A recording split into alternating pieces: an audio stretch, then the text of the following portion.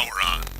Hey, if you have a project that needs reliable cryptocurrency data, check out blocktap.io. Blocktap.io is a universal cryptocurrency API. You can get historical prices for Bitcoin and other digital assets that you can use to build charts and do market analysis. Blockchain data is also indexed, so you can get transaction statistics, address balances, and more for Bitcoin and other networks.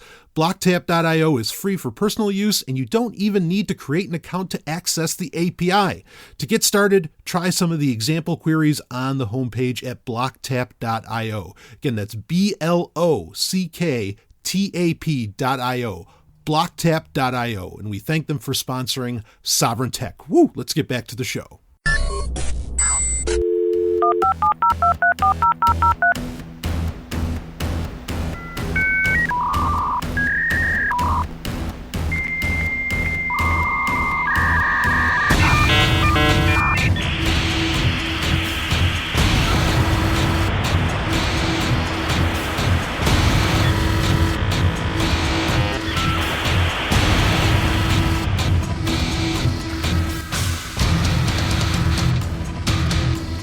Accessing historical database. Year 2020. The tech giants become aware of the greatest threat to their corporatist domination. An obscure science and tech podcast becomes a major factor in a peaceful open source revolt against the military Silicon Valley industrial complex. The podcast, Sovryn Tech. Its host, Dr. Brian Sovryn.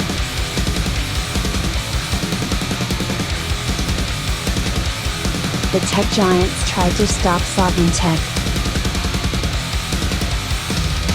They can't.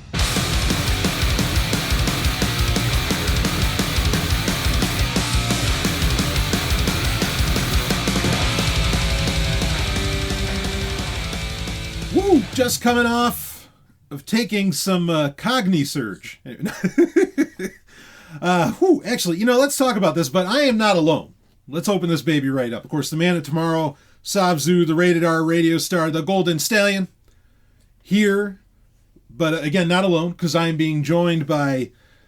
We got to come up with so many great names for you. We have so many great names for you. Like BG?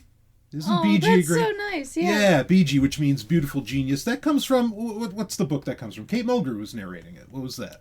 I listened to an Audible original recently. It was a story about Marie Curie and her best friend, Hertha... Oh my gosh, I'm blanking on the last name right now. That's right, yeah. But it's good. Yeah, it's a wonderful story. They're both scientists, and the story kind of covers their friendship from, beginning to end. And by end, I mean, they actually, depict death in the story. This is the half-life of Marie Curie. Or Marie yes. Curie. Yeah, that's it. That's the name of the story. But anyway, there's this beautiful moment where Hertha was talking about her late husband, and she was saying that he called her BG for beautiful genius. And he was one of the few men in her life that actually recognized how intelligent she was. Sure. Can you relate to this sort of thing? Well, maybe not as much as... certainly not to the level degree of that time frame. Yeah, right.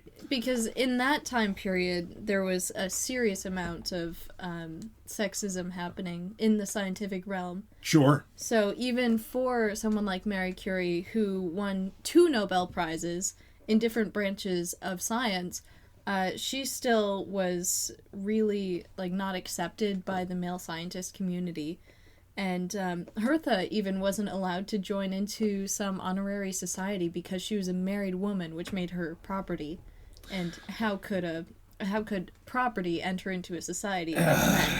Of course. Well, You, of course, are hearing the voice of Ellen Stallone.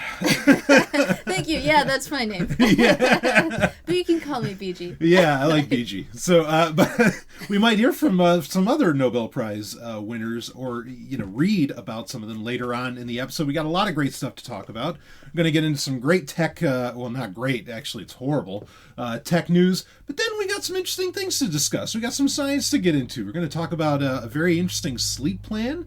And then we're going to get into a conversation. Well, I don't know where it's going to land, but we're going to see. But this Cognisurge. So I keep calling it Cognitune. I have no idea why I keep doing that.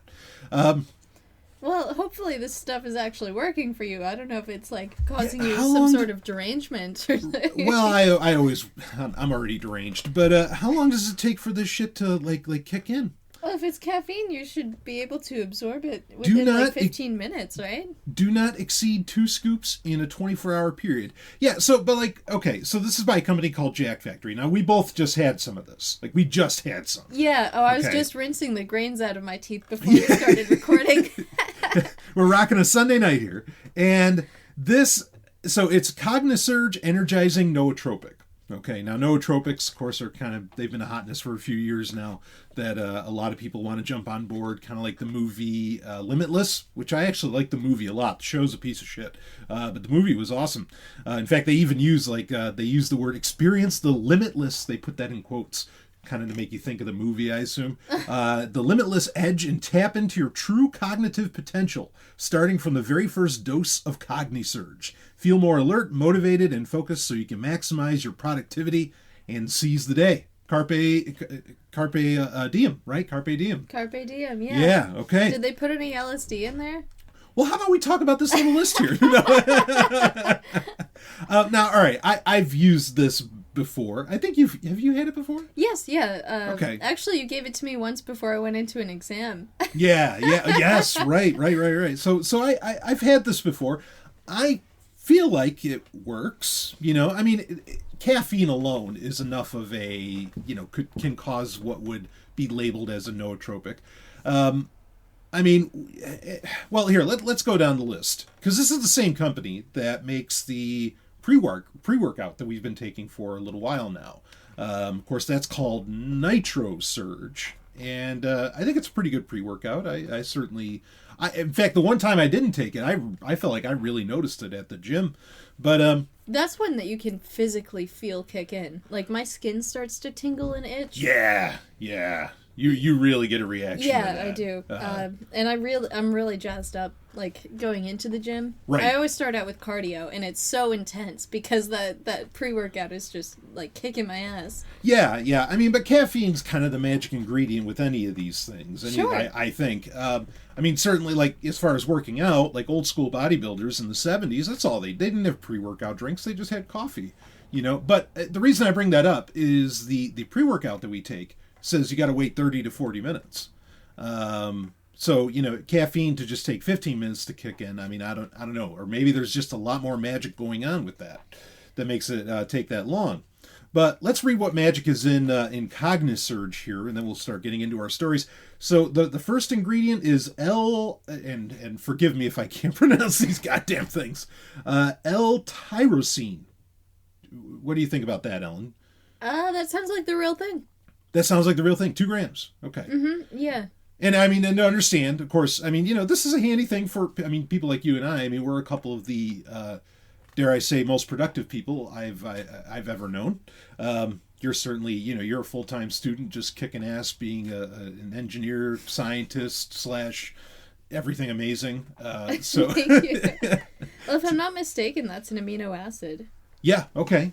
All right. BCAAs. BCAAs. We love our We do. We could get into that conversation. All right, let's try this. Organic lion's mane. Wow.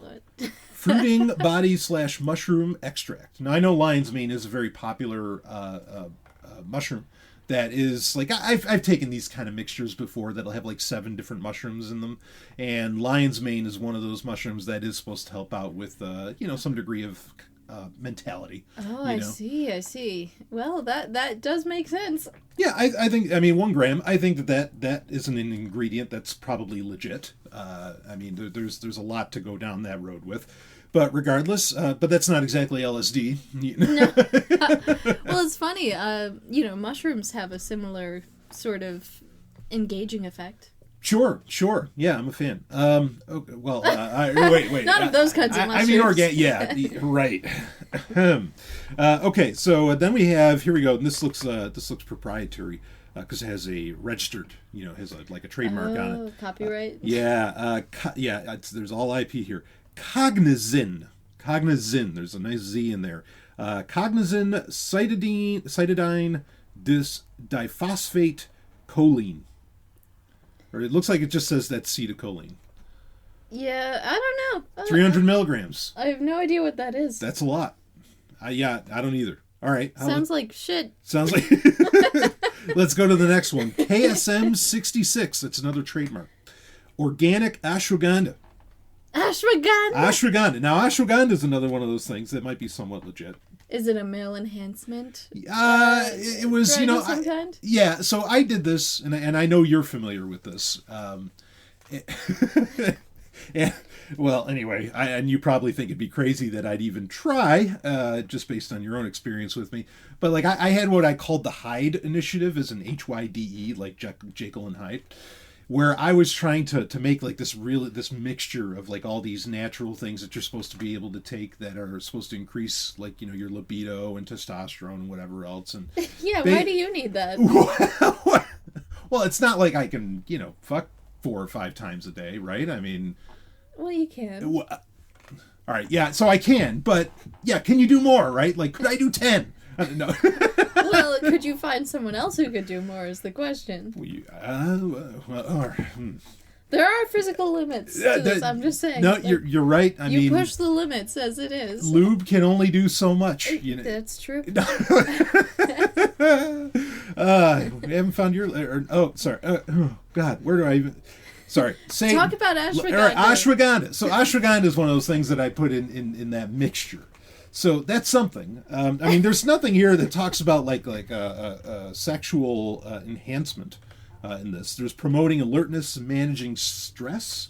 I think ashwagandha, that's probably where the ashwagandha comes in. I don't know, when I'm hyped up, I don't think that really manages stress, but regardless. So there's that. There's a lot of that in here. That's okay. How about this one? Caffeine anhydrous.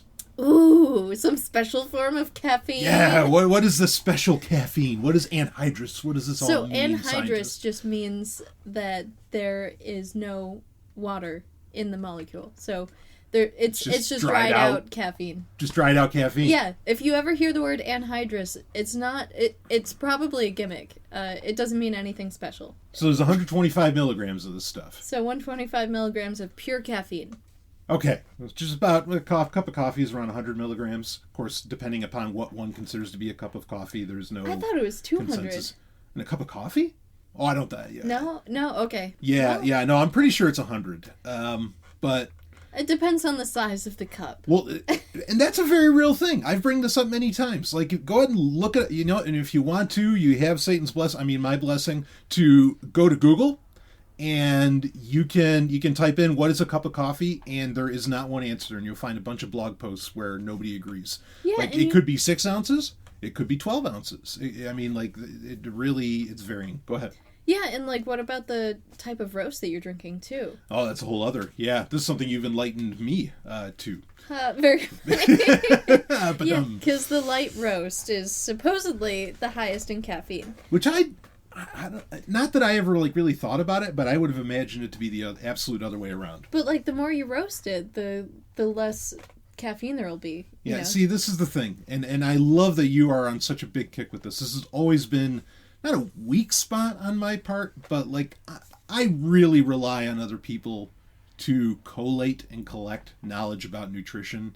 And then they have to be somebody that I trust, and then I'm like, okay, they say so, and I just run with it. I've always been that way.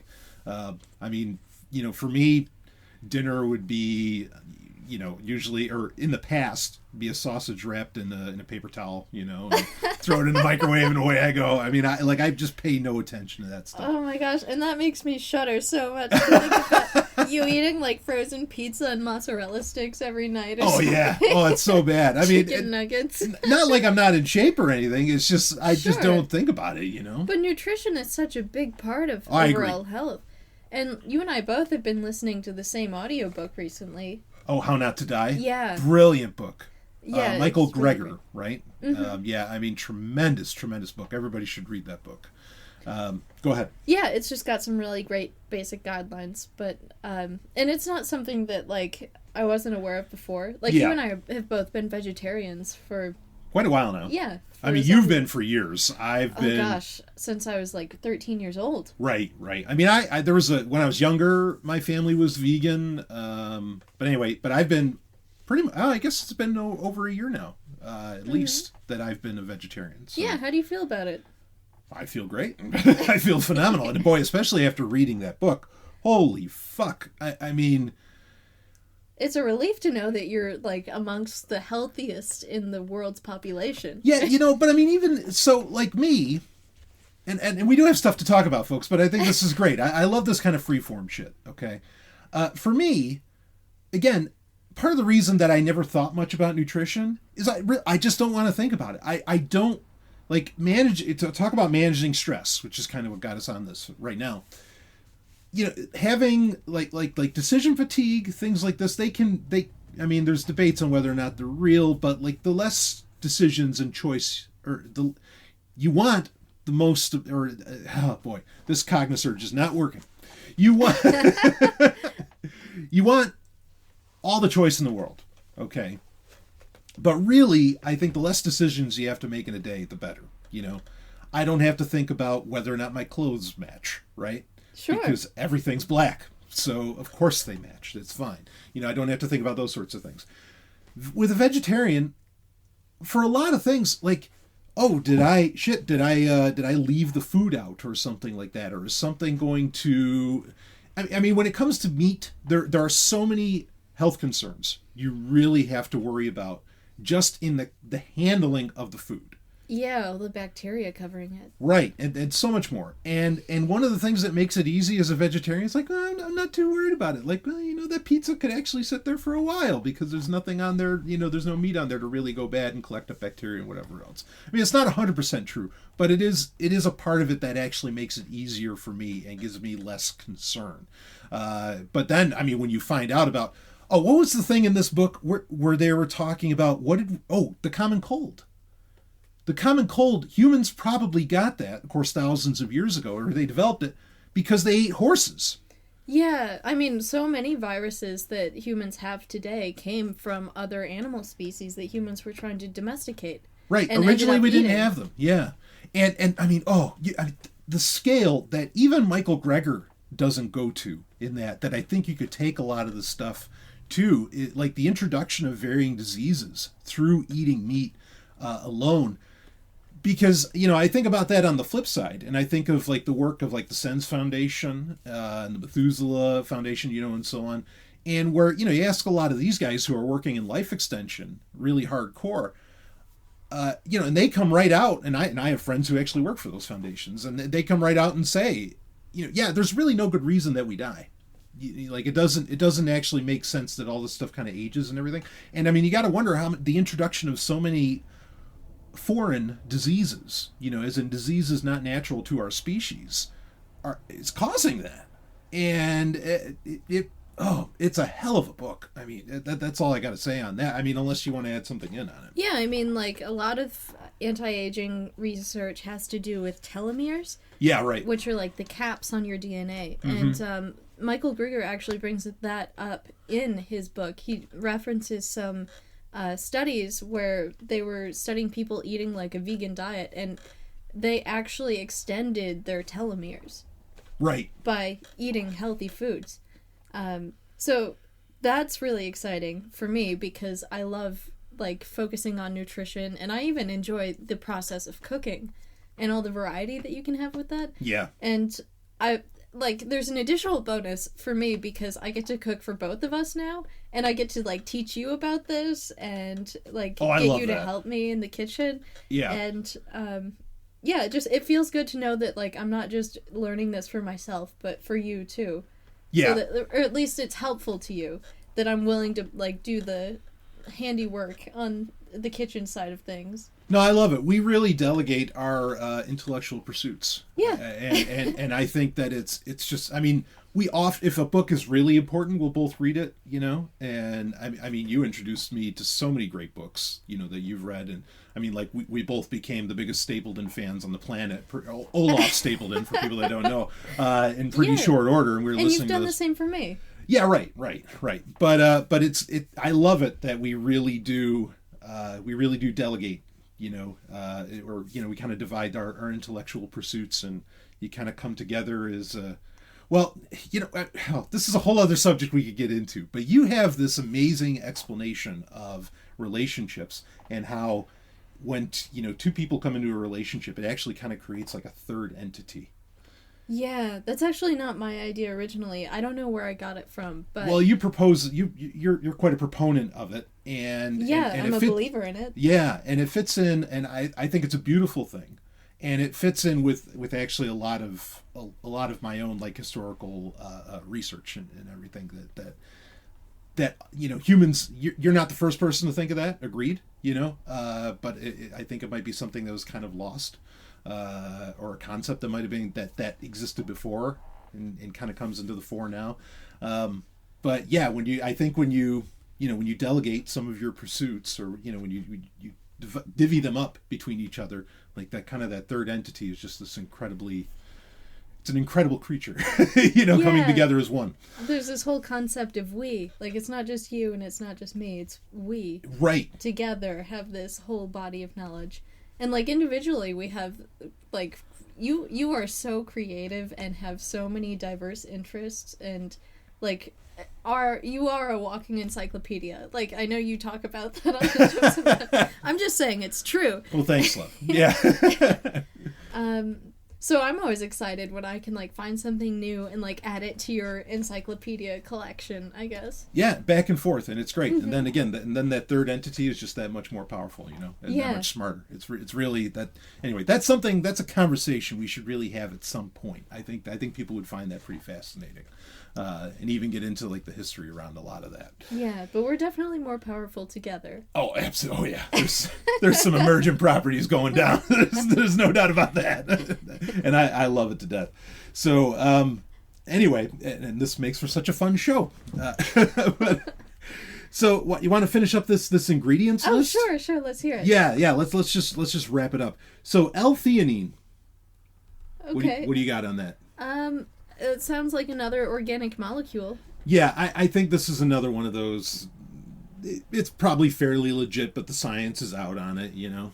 Yeah, it's probably just some sort of, like, nutritional enhancer of some kind. Right. Here's another one, trademarked again, dynamine. Crap. This sounds like crap. Yeah. It's dynamine methylliberine. Oh, jeez. That sounds scary. Yeah, that's that lilberine. Fuck it. Neurofactor, and that's trademarked. Neurofactor coffee whole fruit extract. 100 milligrams. How do you feel about that? That sounds like a gimmick. I don't know. Yeah. Huperzine A. What the fuck? From toothed club moss aerial part extract. Yum. Yeah, got me. I mean, I certainly, if that's the full name, toothed club moss aerial part extract, I'd probably call it Huperzine A too. You know, I'm sure all of these things are very natural and probably healthy in their own right, but I have no idea what they are. Futureceuticals. This. Like, how did they determine that this was a good mixture? I don't know. Yeah, I don't know. I mean, I'm not. I have nothing against this company because, again, they do a great pre-workout. You know, and I feel energized right now. Yeah, and I'm feeling. I'm starting to feel it. Starting to feel the cogni surge. It says, by the way, it says performance for hours on end with no jitters. Well, So, I mean, I'm feeling the caffeine now, but I think it's more of like a smooth burn as opposed to like a coffee high. a smooth burn. They should put that in the marketing. Yeah, smooth burn. And a picture of all your hotness right on the side. Like that I think that would sell. That would sell some of this. Smooth. Yeah. Anyway, I I mean, it just makes me think of, speaking of How Not to Die, there's a great quote that in fact, it's not Michael Greger. I think it's Michael Pollan, I think his name is. He's not. He wrote The Omnivore's Dilemma or something like that. He has a quote where he says, "The best things at the supermarket don't have ingredients," and meaning that, like the best things you can get at the store, they are the ingredient. Like it doesn't have an ingredients product list. It's just the product, and there's really something to that. But well, Cognisurge, feeling pretty good. So I don't know that I've noticed any negative effects from my taking of it. Of course, I also drink a shit ton of coffee every day, which is probably not the best thing. But you tried getting off coffee, didn't you? Oh my gosh, yeah, I've tried quitting coffee several times. And it's mostly because I get to a point where, like, I'm drinking multiple cups a day, and it's just too much to sustain. Yeah. And my intestines start reacting badly. Yeah. So I know I have to back off, and I think it's better to just cut it out entirely. And I usually do that over a weekend, because I, like, crash from that. But, after reading this book, supposedly there's, like, health benefits from drinking a cup of coffee every day. Yeah, I mean, there was research, not in the book, but there's been recent research. And when did the book come out? 2015? I think that sounds about right. Yeah. The last few years. Yeah. So, but there's research, I think it was in Britain, where people that drink of course, what's a cup of coffee? We don't know. But people that drink 8 cups of coffee a day are less likely to die. That sounds like a lot. I mean, actually, it fits in with about how much I take. So I guess 8 cups of coffee? That's what it said. Wait, no, is that what you drink? Is that what you're saying? Well, I mean, again, what's a cup? I drink coffee at least like 2-3 times a day. Yeah, and I guess that's all right. I mean, I don't know. I thought it was bad because it was just like burning my insides because there's a lot of acid in coffee. You got to eat with it. I mean, that's true. That's the trick. It is. But and admit it. Drink water. Yeah, and drink water, of course. Drink lots and lots and lots of water. Yeah. Which, by the way, oh fuck, we were going to review. All right, we'll see what we can get to in this, because I wanted to, and I told listeners on the Zomia 1 Q&A that I'd review Aniara. Yeah. In this episode, we also watched. What made me think of that is when you said water. We just watched Waterworld. Waterworld. Now we didn't just watch Waterworld. We watched the Ulysses cut, which is the longest cut. Yes, this is because there's a European TV cut that is like 2 hours and 45 minutes. This is 3 hours flat. And so it's even longer than the European TV cut. And it's called the Ulysses cut, which, because, well, spoiler alert, they included a scene where Helen, of course not Ellen, but Helen, in the movie, she gives him a name. Because otherwise he's just known as the Mariner. Like, even when you read the sequel comic books and everything. And I don't know about the book, but I'll find out about the novelization, which I got my hands on. They never give him a name; they just call him the Mariner. And anyway, anyway, maybe we can get into that later. But in that, of course, they call water hydro, right? So I'm like half tempted to just start calling it hydro all the time. But okay, wait, where were we going with this? Anyway, How Not to Die, the 8 cups of coffee. We were talking. Oh, right. Okay, this is what I was going to say. I mean, I'd love to not feel the need to drink coffee. I don't, sure. I mean, admittedly, I don't feel the need to drink coffee to do anything related to Sovryn or Zomia 1 or anything like that, or even like writing books or game development. It's just the making, kind of the making a living, working the real job, blah, the blah, 9 blah. to 5. That's what requires coffee in my book. Yeah. And I mean, and especially because the work I do, not Zomia 1 or Sovryn, like the work that, pays the bills, quote unquote, that that requires so much creativity, and it's almost a painful creativity. And that's where I need the coffee. If I ever get to that point where I don't need that anymore, man, I will drop coffee. I mean, most of my life I didn't drink coffee. I didn't drink coffee until I was in my 20s. I never touched it, for varying reasons, most of them religious, and then just kind of sticking with it. But I'd love to go back to not drinking anymore, quite frankly, even though apparently it lets you live longer. I mean, what do you think? Well, I mean, that exact problem is what has caused me over the past few years to continuously relapse into my caffeine addiction. Right. Because, like, I can stay away from coffee for months at a time, but once I'm in the full term semester, I have to drink coffee because I'm working from the moment I get up until like 9 o'clock, 10 o'clock at night. Yeah. And I need to be awake and aware. And there are times where I just I have to have caffeine because like that 2 o'clock slump comes around and I don't want to do any work. Yeah. And I get really tired. But like as long as I just stick to the morning cup of coffee, I think I'm all right for the most part. But we'll see how that turns out. I mean, there are days where I definitely have to have like at least two cups of coffee. An old friend of mine said the drink, like I remember it was just offhand and he was just having some coffee and it was like late at night and he was having it. And he just kind of swigged it around in the, in the pitcher or whatever. And he just says the drink of a slave species. And I was just like, yeah, man, it's so true. You're on with that one. And,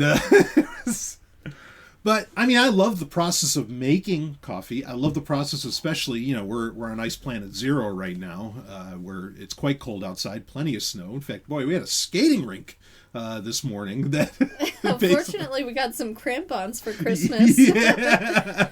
Oh, that was something else. But anyway, I love having a warm drink first thing in the morning, right? And not just tea, but like something, I don't know, a little more. But I mean, I could just as easily have decaf coffee at that stage. You know what I mean? Where if I still wanted that feeling, because I mean that's another thing they've done research on is that just the act of making coffee, of brewing coffee, actually energizes the mind and gets you going. Oh, it's that placebo effect. Yes, because you connect the making coffee with the drinking coffee. I firmly believe that because like the instant I'm making it, I'm just like feeling myself waking up before I have a single sip. And again, it still takes time for that caffeine to kick in, but I am like getting fully awakened. While doing it. What do you got? I wish I knew what that felt like. I am not a morning person at all, and I don't wake up for at least an hour. Yeah. It doesn't matter what I'm doing. Yeah. But, I mean, I don't understand why you would drink decaf coffee. I mean, maybe there's some health benefits in the coffee beans themselves, but I would much rather just drink, like, I have this double dark chocolate mate tea that I think is delicious, and it's rich in flavor, and it provides some caffeine. Oh, you know what? That's what I do instead. Hot chocolate. Not what you. I mean, I've tasted that, and it's great. But hot chocolate in the morning instead of coffee. If I don't need the caffeine, of course, there's probably a little bit of caffeine in the chocolate, right? Yeah, a little. Yeah, but not enough to write home about, as it were. That's what I'd switch to. I just, every morning, just get up, go down there in my big black robe and just... it'd be really good, like a cafe mocha. God damn it, yeah, but... Just mix the hot chocolate with the coffee. All right. Well, see, but now you're selling me back on coffee. Well, anyway. How about we get into a bit of the show? Yeah, sure. Something that I don't think a lot of people want to give up, perhaps along with their coffee, frankly, is porn. But well, who's going to ask you to give up on porn besides your girlfriend or wife? Or significant other? Yeah. Wait, would you? No. Well, I never have asked you to give it up. No, but then I don't have to watch. See, I don't know if I want to save this point for when we actually get into the story. Okay. Then don't say it. All right, I'm going to save it. Because before we get into the story, it's Ice Planet 0 right now. But you know what? Like you and me, we wouldn't be together. We wouldn't even be in this room recording this episode of Sovryn Tech if it wasn't for, frankly, a certain organization. And that organization happens to be the Free State Project. Now, this is not a political organization. All this is about is getting liberty-loving, freedom-minded people in one geographic area. Okay? I want you to go to fsp.org/join. And you can join. Ellen, I signed up, 8-9 years ago now. You signed up, how many years ago? Oh, gosh. 8 years ago. 8 years ago, yeah. So, and we actually made the move. We did it. Came to New Hampshire. Joined. Were you in the first 1,000? I was not an early mover, but I was close. Well, anybody right now, I still think of them as kind of an early mover, even though, the Free State Project's been around for, well over 10 years, 15 years now, something like that. Longer than that. Yeah. But this is, it's something, that move, signing up for the Free State Project, and that move, and I'm sure you can say the same thing, Ellen, though I don't want to speak for you, absolutely changed my life. It was a great decision. Yes. Best decision of my life at that point. Yes, same at that point. And there's still, there's people coming, there's over 20,000 signers already. People are moving here. There's thousands of participants in the Free State Project already here, and they are having meetups and gatherings, and events that you and I have been to, Ellen, Liberty Forum, Pork Fest, all that stuff. But there's literally hundreds happening all over the state every year. And so you're here, when you come here, you are, get ready. I'll tell you one thing, and I think you can agree with this as well, Ellen. Get ready for some of the most amazing conversations you're ever going to have in your life. The debates alone that you just have with people, perhaps over some coffee, are mind-blowing, to say the least, and somehow, everybody walks away as friends. It's pretty amazing. And there's a social group for every interest out there. Oh, there really is. There really is. Even for things you wouldn't imagine. I've met some of the biggest Star Wars fans I've ever met in my life because of the Free State Project. You wouldn't think that's related, but believe me, there's plenty of nerds here, and it's a good definitely. time. Yeah. So many FSP participants that I've met, some of them are even on the cutting edge of technology, with Bitcoin. Oh yeah. Oh, the biggest Bitcoin conferences in the world originally were at Free State Project events. Right. They were it was almost like a hybrid thing. It was an organic culmination, and that was really, really amazing. Some of the best Bitcoin projects have come from Free State Project participants that are still going to this day. It's pretty incredible. So anyway, fsp.org/join, fsp.org/join. Go there, sign up, come join the fun. Quite frankly. So, anyway, fsp.org/join, and I thank them for sponsoring Sovryn Tech. Now, let's talk about porn. Woo! What a segue. Thank you. Oh boy. So this story comes out of, we don't need to spend a ton of time on it, but this story comes out of earlier in December. Actually, it's December 6th, when 4 members of Congress wrote a letter to Attorney General William Barr, or Bill Barr as he's more commonly known, beseeching him to, quote, declare the prosecution of obscene pornography a criminal justice priority, end quote, and, quote, bring prosecutions against the major producers and distributors of such material, end quote. And the story I've linked to in the show notes is an opinion piece from the LA Times by Matt Welch. And basically, as soon as this happened, Twitter, of course, as Twitter does, became alight with both sides. Conservatives coming out and saying, yeah, we need to ban hardcore pornography. It's interesting that they delineated between, hardcore pornography and pornography, which I think points at a funny deal with this, is that what exactly is pornography? Do you need to ban, a lot of movies that come out in theaters? Some of that could really easily be considered pornography. But it speaks to, definitions and scope and how the fuck can you even begin to, really to do this. There's the guy from the Daily Wire, Matt Walsh, the columnist over there, who he pretty much said, yeah, outright ban on pornography. And again, I think a lot of the verbiage was against hardcore pornography. But when you hear about this, Ellen, the idea of trying to ban pornography on the internet, because this is what they're getting at.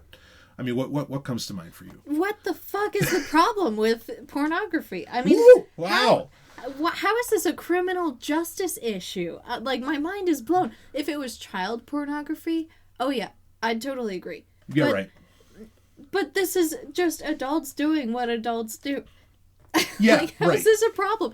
And it's just so hypocritical to me, because literally everybody on the planet came from sex and enjoys sex. Mm-hmm. And if they don't, then they have some weird shame around that was societally imposed on them. Unless you're like asexual or something like that. Sure, I mean, then of course, yeah. Right. And that's a real thing, and I totally understand that some people just don't want to have sex. Right. But outside of that, yeah. But how can you ban pornography? Like, there's no way you're ever going to get rid of it. It's always going to exist. It always has existed. Right.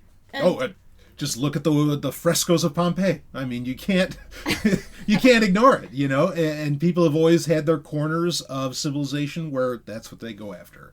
Go ahead. Yeah, I mean, like, hellfire clubs are a real thing.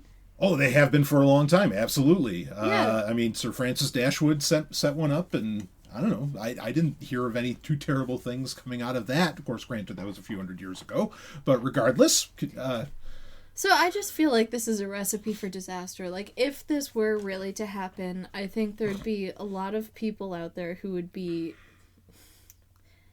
missing out on an essential experience of humanity. Mm-hmm.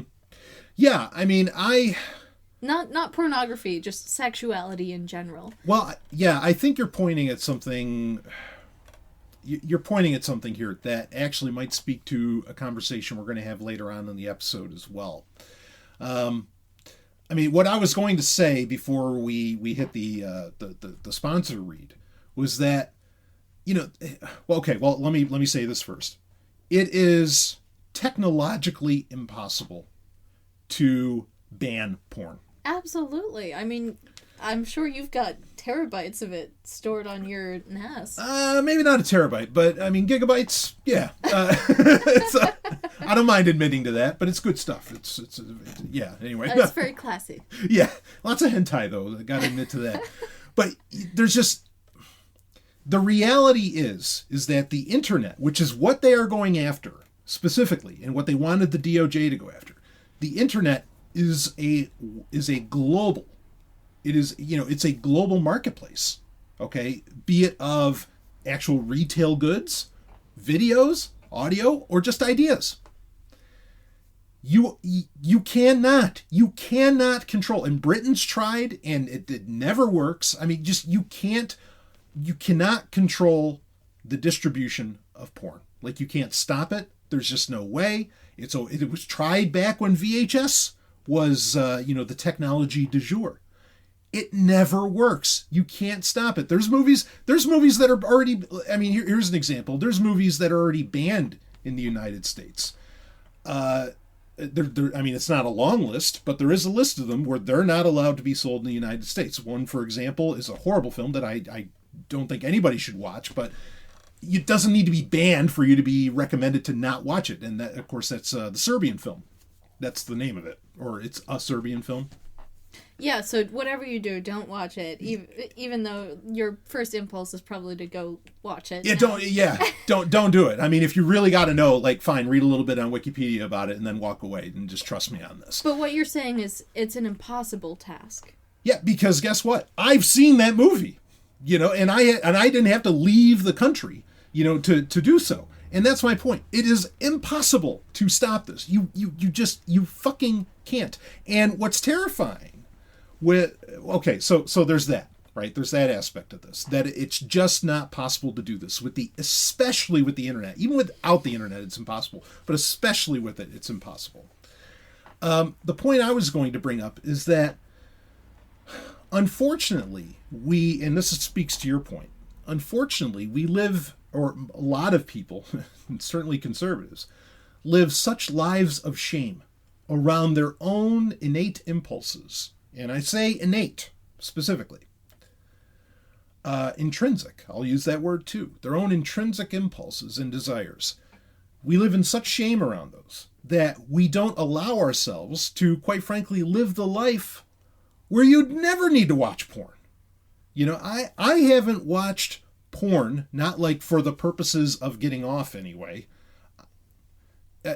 in fuck, I don't remember the last time.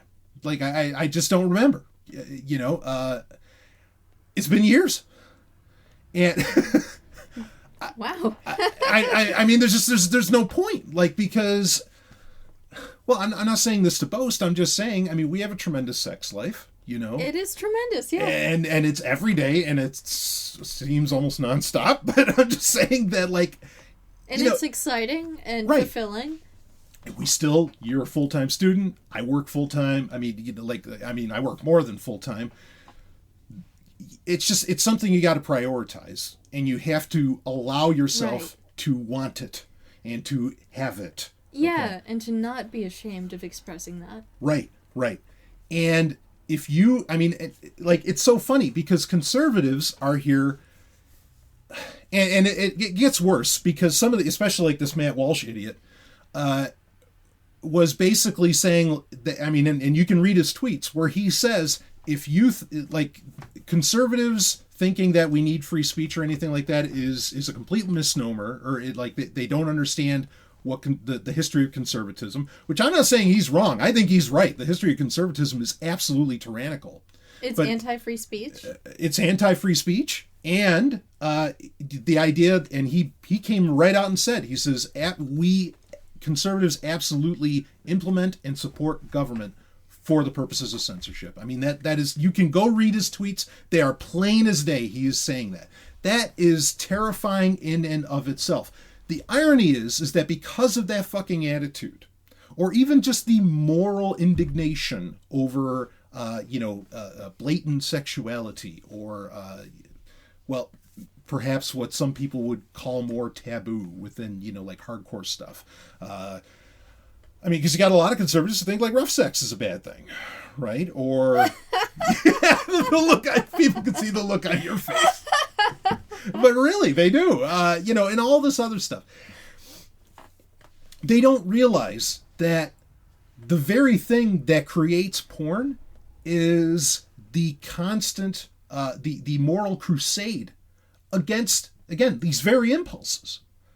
Like, they don't get it. Like, the actions that they are taking is what really creates this market for porn in the first place, because they are telling people they can't live their lives like that in the first place. Yeah, and I would guess that the largest consumer of pornography would be the person who doesn't have a healthy sexual relationship with someone else. Right. I mean, because look, guys, and I've brought this point up many times, and I'll bring it up again. Just on the male side of things, okay, the average male can ejaculate and produces billions of sperm right afterwards, every 5 minutes to an hour. Like, depending upon the person, you're producing billions of sperm in that time frame, okay? So, theoretically, you could be, you could be coming that much, or your body is giving you the signals because you produce billions of sperm. Okay, it's time to come again, boys, and they don't, but if you are stuffing down that consistent biological urge, okay, and, even if you're like a Christian, or if you're Jewish or whatever, the first mandate is abundantly clear: be fruitful and multiply, okay? Now, he didn't say be fruitful and, God didn't say be fruitful and add. He said be fruitful and fucking multiply, as in we're talking exponential growth of the fucking species. But wait, what's that whole thing about, like, not spilling your seed? Oh, it's just don't waste it. Okay, so you're not supposed to masturbate, is what? Right, you're not supposed to masturbate. Yes, exactly. That the Bible, that's a implication. It's implied that you're not supposed to. But you're supposed to get married and have lots of sex. You're supposed to have lots of sex, lots of kids, blah blah. And again, I'm not religious, but getting married, is that the crux of it? Like, people are really unhappy about these non-married people having lots of sex. Yeah, but I mean, my point being is that it's even a, dare I say, a biblical mandate for you to come a lot. Okay, like if the biological argument doesn't, fill that. Yeah, well, I'm saying like we know this. It is scientific fact that billions of sperm get produced every 5 minutes to an hour in a guy, depending upon the guy. Okay. And women can just orgasm endlessly. Sure. Yeah. Ooh. There have been days. Sorry. Well, I don't think there's really any biological imperative that like we need to recharge or something.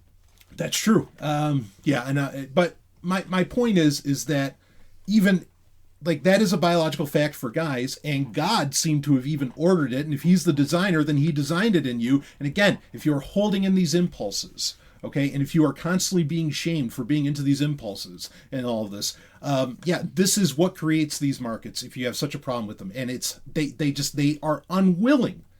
You know, it's kind of like when you think about, like when people think about Bitcoin, okay, and then they start thinking about money in an even bigger scale. You know, and suddenly they go, holy shit, everything's fake, you know, because it really makes you think about the nature of money, you know. It turns into, I think for them, it turns into that situation when they think about it a little too deeply. Suddenly they just find out, holy fuck, what's real? I don't know, you know.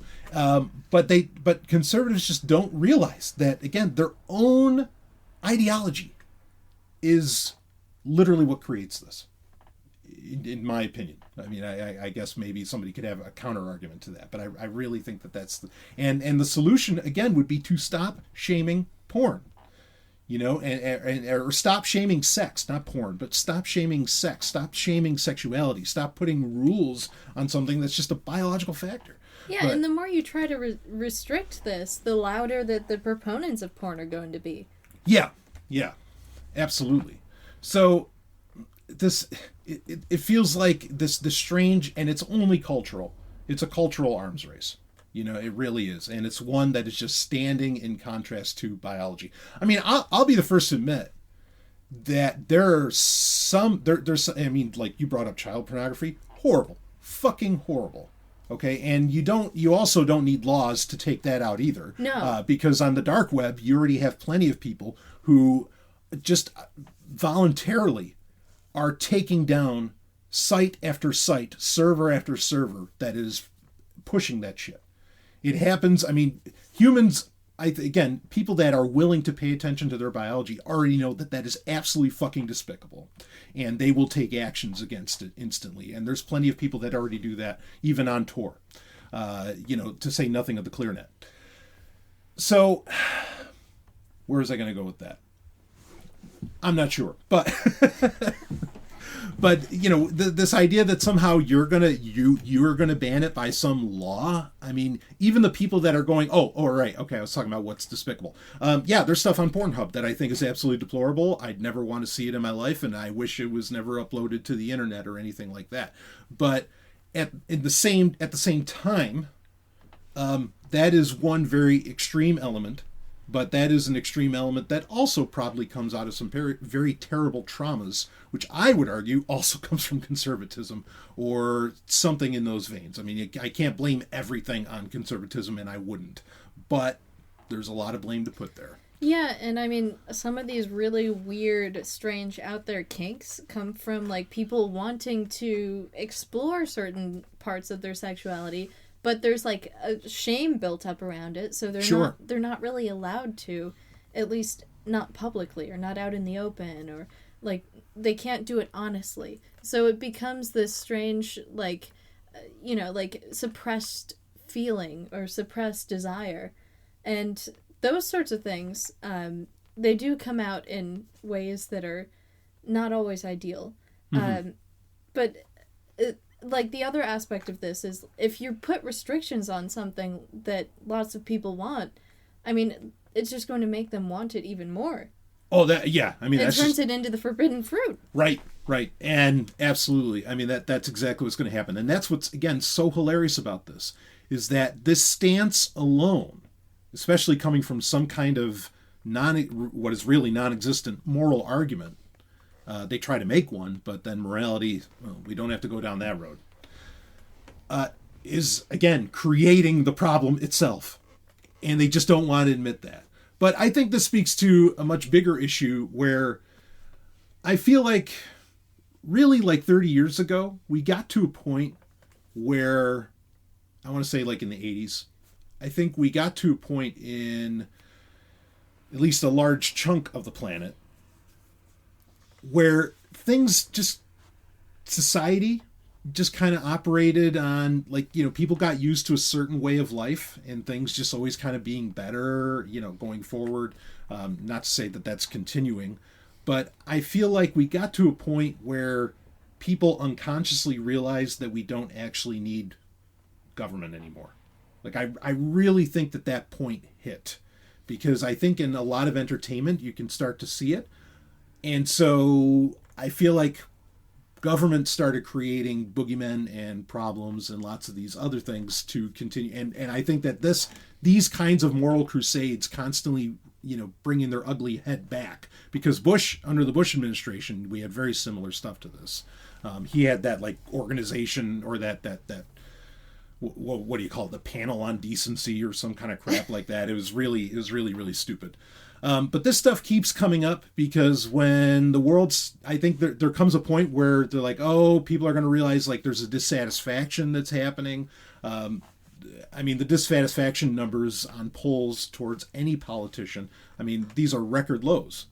People are realizing government at best is, just full of a bunch of idiots, at worst, completely worthless, whatever. Okay. And so I think these moral crusades kind of get reintroduced merely just so that these politicians can feel validated in their existence, or they can try to convince everybody else that they're needed somehow. Because, at the rate that a lot of things are going, I don't think there's a law that, well, I don't know if I want to go down that road, but I think that's a big part of it, is that this is stuff that gets done so that politicians can make you think that they're needed. When really, again, like I said, they are creating the problem itself. So, any other thoughts on this? Yeah, I just know this isn't going to be successful, but it's so ridiculous. It's so blatantly obvious that it's not good for anyone. Yeah. And I'm amazed that, like, in the world that we live in now, with so much access to porn, not just on Pornhub, but through so many other sources, like you could get it from literally anywhere. Even if it is restricted, you could torrent it. Yeah. I just don't see how this is still an issue that people are concerned about. Yeah. Like, when is humanity going to raise itself above this, like, self-imposed shame that it's putting on itself for being an animal? Yeah. Well, that's what nobody wants to admit, right? They want to think that there's something more. And not to say that they're not something more, but then they are also. Like, being an animal isn't subtracting something, it's adding. Being human and an animal, they add to each other. Yeah, like, are you going to put restrictions on people's diet because that reminds you that you're a living animal that you need to eat? We all go to the bathroom, too. Are you going to put restrictions on that? Yeah, do you think, well, let me ask you this. Do you think that, like, particularly, and what is even hardcore pornography? Like, try to get somebody to answer that, and I don't know. I always thought the definition was, like, softcore porn is, like, you can see the woman's breasts, but you can't see anything below the waist for the male or female. And then hardcore would be, like, you can see everything, all the genitalia. Right. So right. I don't know. Like, that's just the general idea that I had for these definitions. Yeah. Okay. Well, so let me ask you this. Do you think that there is pornography that basically, do you think that there are, like, teenagers growing up, their first experience of sex? Again, I really think this all comes down to the fact that we shun and shame sexuality. Okay. But their first experience is, like, maybe watching a porn that they found somehow. And do you think that can create unhealthy attitudes and tendencies within a adult's sexuality later on? Oh, certainly. Just right. Based on my own experiences, yeah, I think, I don't think there's anything wrong with, like, children wanting to explore their sexuality by looking online. Mm-hmm. But I think if people were more accepting of sex, they wouldn't have to go searching for it like that. Right. But it certainly does give a false first impression of, like, how sex is done, or, like, how loving sex is done, Yeah. And it also kind of perpetuates the shame around it, like, that you have to keep it private and not tell other people about it or something. Yeah, and again, yeah, and it comes down to the shame around sexuality that doesn't allow for, like, what should be allowed for, instead of, I mean, it kind of reminds me of the old sayings, and lots of activists have said this sort of thing, that you need to promote, like, support what you want and not attack what you don't. Like, promote peace instead of attack war, whatever, okay? But the idea, this shame around sexuality actually keeps the alternative, shall we say, markets of very healthy expressions of sexuality to be freely available online, to be the antithesis, to be like, no, this is what sex looks like. And I know, like, Cindy Gallop, very famous, she has that Make Love Not Porn initiative that she's pushing. No politics, just, she's just throwing it into the marketplace. And we need more of that, but the thing is that this kind of banning is just, it's not even going to allow for the healthy expressions or for the loving expressions or however you feel about porn. Because, yeah, I agree with you that, yes, absolutely, porn can create a very twisted sense of sexuality in young people, and then that grows up into adulthood, right? That can be a very real problem. I don't disagree with that, but the solution is still the same. Stop shaming sexuality so that the healthy expressions can be out there as well. And maybe even become more dominant, and especially, allow women to be, more openly express their sexuality. Because, I mean, holy fuck. I mean, that's a whole other conversation to be had. But, maybe if sexuality was a more accepted thing, women could say, hey, no, little Johnny, or no, Johnny, I want you to do it this way, like in this video, not like in that video. But those don't even exist for people to really point at, you know what I mean? Yeah, I think we're getting to a point in society where it's generally becoming more accepted that, like, women can have a healthy sexuality and can be sexually empowered. Yep. Like, doctors are telling people now, like, you deserve to have a good sex life. Yeah, yeah. And they're like cartoon comics out there, like, describing certain sexual things that's really accessible to young people. Mm-hmm. And I'm really glad that those resources are out there and that those attitudes are being perpetuated. But I mean, it's not going to help anything to have legislation around what pornography people can watch. Yeah, and be right, because it has gotten a lot better. You're totally right on that. But it's gotten better because there hasn't been, like, these, right, like, because of decisions. I mean, again, I don't want to go for laws, but just the cultural zeitgeist around all of this, like, has just improved significantly. And because doctors now are basically even allowed, to talk about sex, it seems, because before it might not have been that way, just because there's the freedom to do that, that allows for this to change, for women to demand, better and be even have, well, anyway.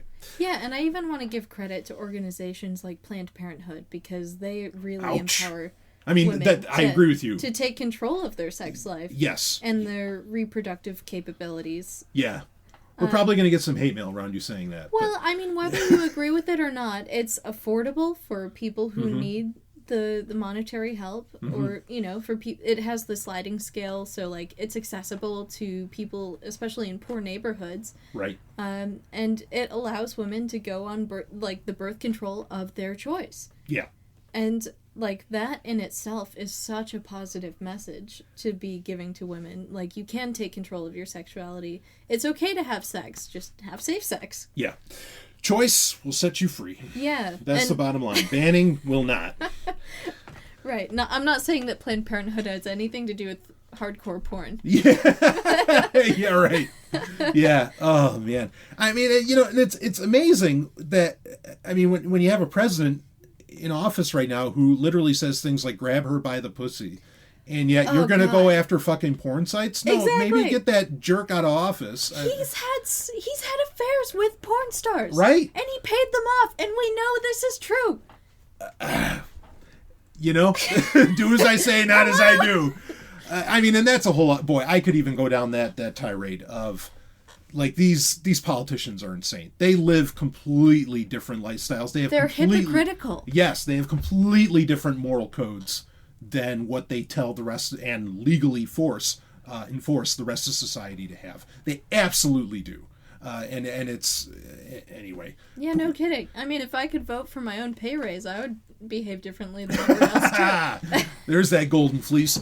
Anyway, but this also leads to I think a lot of this stuff leads to some very creepy behaviors, which we're going to get into in our next story, which I've briefly mentioned in the past on Sovryn Tech, which I think is, well, why spoil the surprise? We'll get into it in a second here. But before we do that, speaking of golden fleece, speaking of gold, just gold, okay? Here's something that, if you want to, what I love? Cryptocurrencies. I love cryptocurrencies. You know why? Because they're permissionless. Cryptocurrencies, if they don't want to, they don't have to pay attention to any laws. Fucking right. I am so on board with that. And that's part of the reason that I think in all the ebbs and flows happening all around the world, economies crashing right and left or rising or whatever, cryptocurrencies can just keep on riding on if you're on board with them. A great way to get on board with cryptocurrencies. Here's how I want you to do it. I want you to go to Vaultoro. That's Vault, VAULTORO.com. Vaultoro.com. It's vault, like a vault. Oro, because oro is Spanish for gold. So not only do you get into cryptocurrencies on this, but you get into one of the number one hedges on inflation, or one of the top hedges of inflation for years, or for centuries, quite frankly, perhaps longer. That being gold. So if you want to get into gold and cryptocurrencies, you can go to Vaultoro.com right now and get a gold wallet set up in seconds.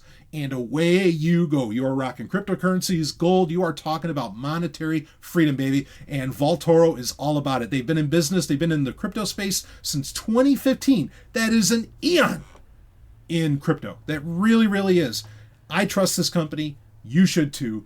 Jump on it. Vaultoro.com and let them know that the Golden Stallion sent you to get golden. Believe me, they're going to know who you're talking about, because they love this show. That's why they're supporting it, and I thank them for sponsoring Sovryn Tech. Now, let's get on to another story here, because I think this kind of things, when these kinds of things happen, and I think the government does this shit too. But let's read the story. Let's just start getting into it. So here we go. This is from Yahoo News, opening it right up. And this story is from December 11th, 2019, so it's pretty fresh. Couple says stranger hacked into bedroom Ring security camera setup to watch puppy. So let me read a little bit of the story here to understand what's going on. Now, not that the stranger wanted to watch a puppy. That's what I was going to ask. Yeah. the Ring camera was set up in the bedroom supposedly to watch a puppy. For this family. Right. Now, let's read this. So, a couple in Georgia said they were terrified recently when a stranger hacked into their Ring security camera setup in their bedroom. The couple, who asked not to be identified, said they bought and installed a camera 3 weeks ago so they could watch their puppy Bo while they were at work. On Monday night, however, the woman said as she lay in bed after putting the dog in a crate, she heard a cough over the camera. Oh my God. Yeah, so she has the Ring camera in her bedroom. It's aimed at such a way so they can keep an eye on the dog, whatever, while they're away from work. Okay, fine. Quote, I see the blue light come on, and so I'm texting my boyfriend saying, why are you watching? We're laying down. We're about to go to sleep. He's like, what are you talking about? She told, ABC. Seconds later, she said she heard someone clapping and saying, quote, and this is coming from the Ring, the speaker on the Ring camera, I can see you in the bed. Come on, wake the fuck up. This is coming out of her Ring. It's not her boyfriend. She's talking to her boyfriend. He can't be the one that's saying it. Okay, because I'm guessing the boyfriend had access to this as well. Maybe they live separately. I'm not entirely sure on that. Anyway, she goes on to say, quote, I was terrified. I mean, I literally could not move my body, end quote, said the woman who recorded the stranger with her cell phone. So she's got a recording of this happening. The voice then began talking to the couple's dog. Her boyfriend said the camera was on a dresser and looked down at the cage where the dog slept. The couple reported the incident to Ring and said they also plan to file a report with the police. Quote, I just want people to be aware because we got this Ring camera thinking about one thing, which was our dog watching our puppy, end quote. I'm guessing she's saying, look, I didn't get this so that my boyfriend could watch me undress or something like that. Like this is the purpose, and holy fuck, look at what happened with this. I'm going to read a little bit of the rest of the story here. let's see, quote, Ring should have the safety precautions already set in place where you never have to worry about it, quote, the woman's boyfriend said. He told ABC News Wednesday that Ring had told him that his data had likely been stolen. The couple told the affiliate that they'd checked the settings and learned that their Ring security camera had been hacked on 4 separate occasions. So this just didn't happen this once, it happened 4 times. That's so scary. Yeah, it was not clear whether it was the same stranger from Monday. In a statement, Ring said, quote, customer trust is important to us and we take the security of our devices seriously. While we are still investigating this issue and are taking appropriate steps to protect our devices based on our investigation, we are able to confirm this incident is in no way related to a breach or compromise of Ring's security. So, go ahead.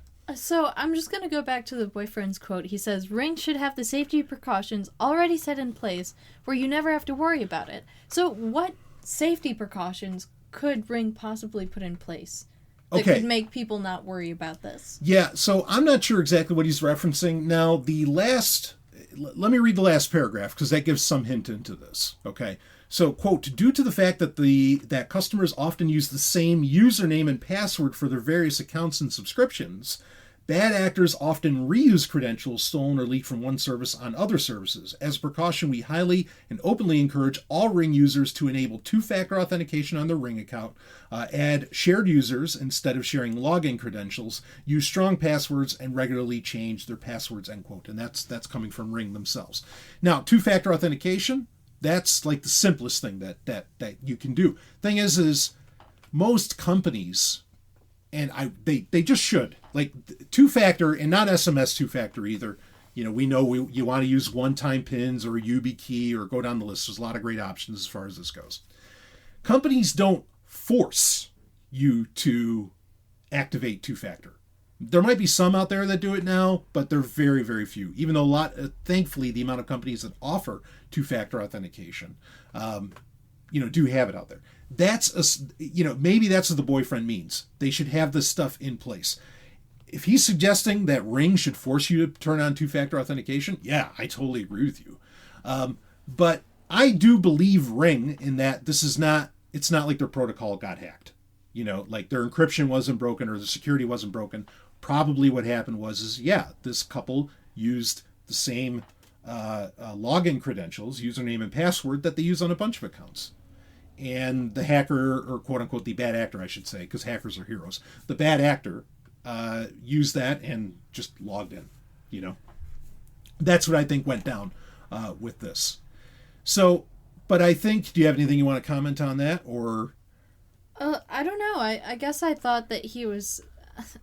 I don't think that he was suggesting two-factor authentication. Mm-hmm. I thought he was more so suggesting that the cameras and Ring should be more secure overall.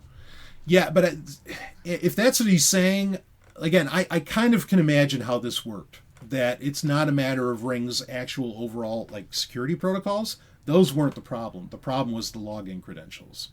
And I'm guessing the fact that they knew that, because if they know that, if they could check themselves, because probably what happens is they can see when their account was accessed. Mm-hmm. If they saw that happen 4 separate times, then that's because login credentials were used. If it was somehow this bad actor cracked into Ring's server system, one, it probably would have gone for a juicier target. If he could see all of that. Yeah, of course. Yeah, and two, I don't think they would have known. You wouldn't be able to see that that's what happened. Okay. So I think he has a misunderstanding of how this technology works, and that actually speaks to the overall problem here. Now, I like this that Ring has. Fuck having a Ring camera. If that's not if this isn't the clearest day example of that. Of why that's a bad idea. But they have what's called shared users. This is similar to what LastPass has, where with LastPass, say you're in an organization and you want to give an employee access to a certain online service. You don't have to actually give them the username and password. You can just, in LastPass, put in the email and say share credentials. And that will go to the person, and then they can, if they have LastPass installed, they can just use the credential the credential permissions to get into the service. They never see the password. And that's, I'm guessing, how shared users works. And that's a great implementation. Zero knowledge, right? Like that's brilliant, the way to go. But the two grander points, I think, with this. I mean, you'd admit this is terrifying. Oh, it totally is. I mean, don't have a connected camera in your bedroom if you want privacy. Right. That's what I'm getting from this. Yeah. Well, I mean, and the two big points here. One is that clearly people just, again, this speaks to, I'm glad you asked about the boyfriend, like, and what he said. This clearly speaks to people's lack of knowledge of how this shit works. Yeah, you can't just buy one of these things and set it up with the default settings and hope that it works okay. Yeah, right. And security needs to be implemented. Like, everybody needs to be engaged in, have two-factor authentication on for everything, not just Ring, for fucking everything, and so on. Okay, so it speaks to that. But then here's the rub. Like, this is the thing. Most people, and we talk about IoT devices, we talk about Alexas, we talk about Siri, we talk about Google Assistant, all this, all the time on this show. Most people don't consider, how can this be used against me? They never ask that question when they buy something. And it's the simplest fucking question you can ask yourself with whatever you're buying. In fact, I'd love it if people made it their default. Like, for example, when I go to buy something online and I'm at a store, an online store of some kind where I can, where I have like search options, at the end of anything I'm buying, do you know what I type in? I type in waterproof. At the end of anything that I'm going to buy. I might not buy the waterproof version of it, but I'm curious, is there a waterproof version? What's the cost benefit of that, and so on? Because I like to buy things that last, right? Now, you could, and I know a lot of people, after I tell them that they do that all the time now, even when they're going on Amazon or something like that. They'll just type waterproof at the end of whatever they're buying to see if that's even possible, okay? I think a great tip for people to do is when they go to buy something, especially an electronic device, think good and hard and ask the question, how can this be used against me? And most people just won't do that. And to make matters worse, okay, some stranger can do this with their login credentials, but then who has access to Ring servers who don't even need to crack in? They can just ask to see this. Ring's got it, who is owned by Amazon, and Amazon plays nice with who? Governments all around the world. This is stuff that can and will be used against you whenever it is deemed necessary. And we know, remember with the Snowden revelations, we found out within that where NSA employees were passing nudes around to each other from from people they were spying on. From like just everyday citizens. They're passing all of this. I mean, talk about pornography. Talk about banning pornography. How about you ban it in the fucking government first, And they're getting it all from this. I mean, this is horrifying. And the reaction that she has. And tell me, I mean, Ellen, would you feel, she said, the woman said she just froze. Like she couldn't move. Like that was such a terrifying prospect. I mean, how do you think you would react? The same. I think I would feel exactly the same if I noticed that there was a stranger spying on me. Yeah. From a camera. Like I think I would be so horrified that I would throw that camera across the room. Yeah. And I wonder, did they finally actually get rid of it? I mean, we don't know what they did after the fact. But it's funny because the reaction to you finding out that you are being spied on by somebody that you don't even know who it is that you are frozen in fear. Especially in your bedroom. For a lot of people, that's like the ultimate safe space, right? It's a toss-up maybe between the bedroom and the bathroom. Okay? So, in fact, if we want to get, we got biblical earlier, if we want to get biblical about it, right? The marriage bed is undefiled. Even God doesn't care what God doesn't care what you do in bed. So. Well, it's the ultimate of comfort and privacy. Yeah, that's what we like to think, right? And so it's hilarious because most people don't realize that you don't need a Ring. There's so much more than a Ring camera spying on you, even in your bedroom. In your bedroom, you've got whatever cell phones, whatever laptops, whatever even smart devices that you have. Yeah. Or how many people have a fucking Alexa or whatever in their bedrooms and all this. But most people, they don't know, like maybe this couple just didn't ever really think about it. Or I think a lot of people, they they willfully, intentionally just ignore this fact. And the amazing thing is, though, is that when it really happens and when you're confronted with it point blank, you are frozen in fear.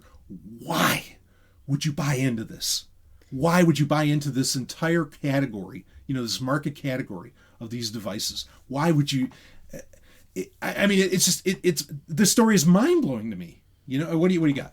Well, I think it's just more of that mentality of, this isn't going to happen to me. What's the likelihood that this is going to happen to me?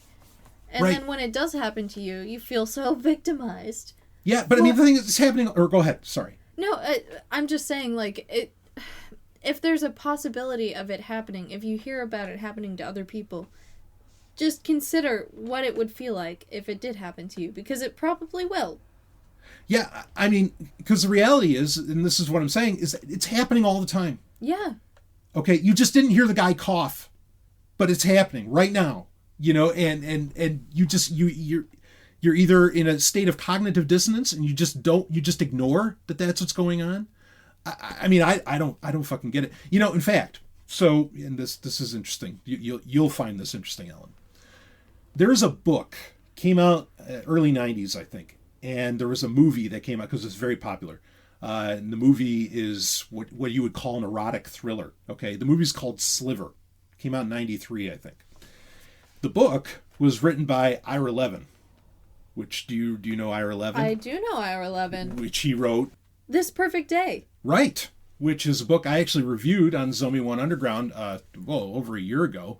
I love this book. You recommended it to me, and wow, it totally recommended for Sovereign Tech listeners. It's absolutely applicable. In fact, ironically, that book is as applicable to all of this because it's like a dystopian future, right? That's a science fiction novel. Sliver is just a thriller. Ira Levin is that skilled of an author, definitely one of the greatest authors of all time. But it's a dystopian future where there's this, basically a worldwide server called Unicomp that's running everything, and things ain't good. And talk about suppressed sexuality. What do they get in that? They get to have sex for 10 minutes or something. I forget how it all works. It was crazy, but Christ Marks Woods and Way, led us to this perfect day, right?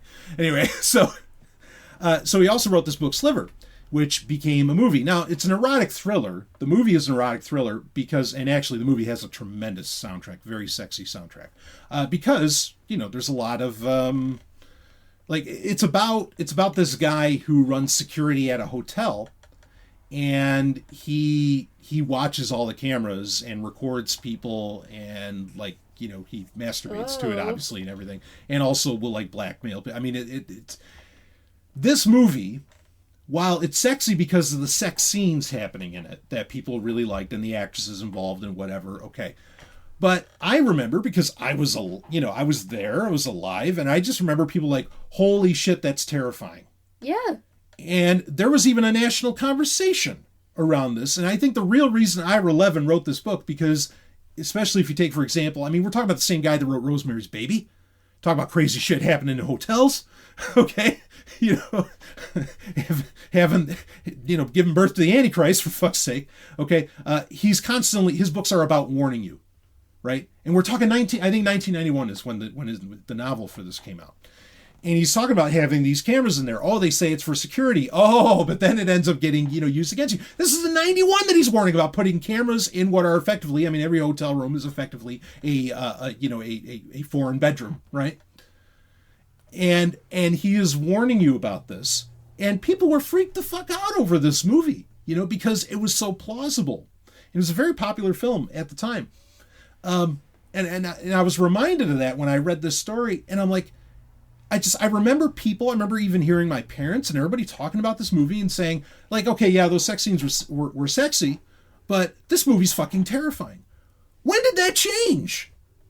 When did people suddenly say, no, actually, cameras in my bedroom are fine. This is okay. It's never going to be a problem. Don't worry, folks.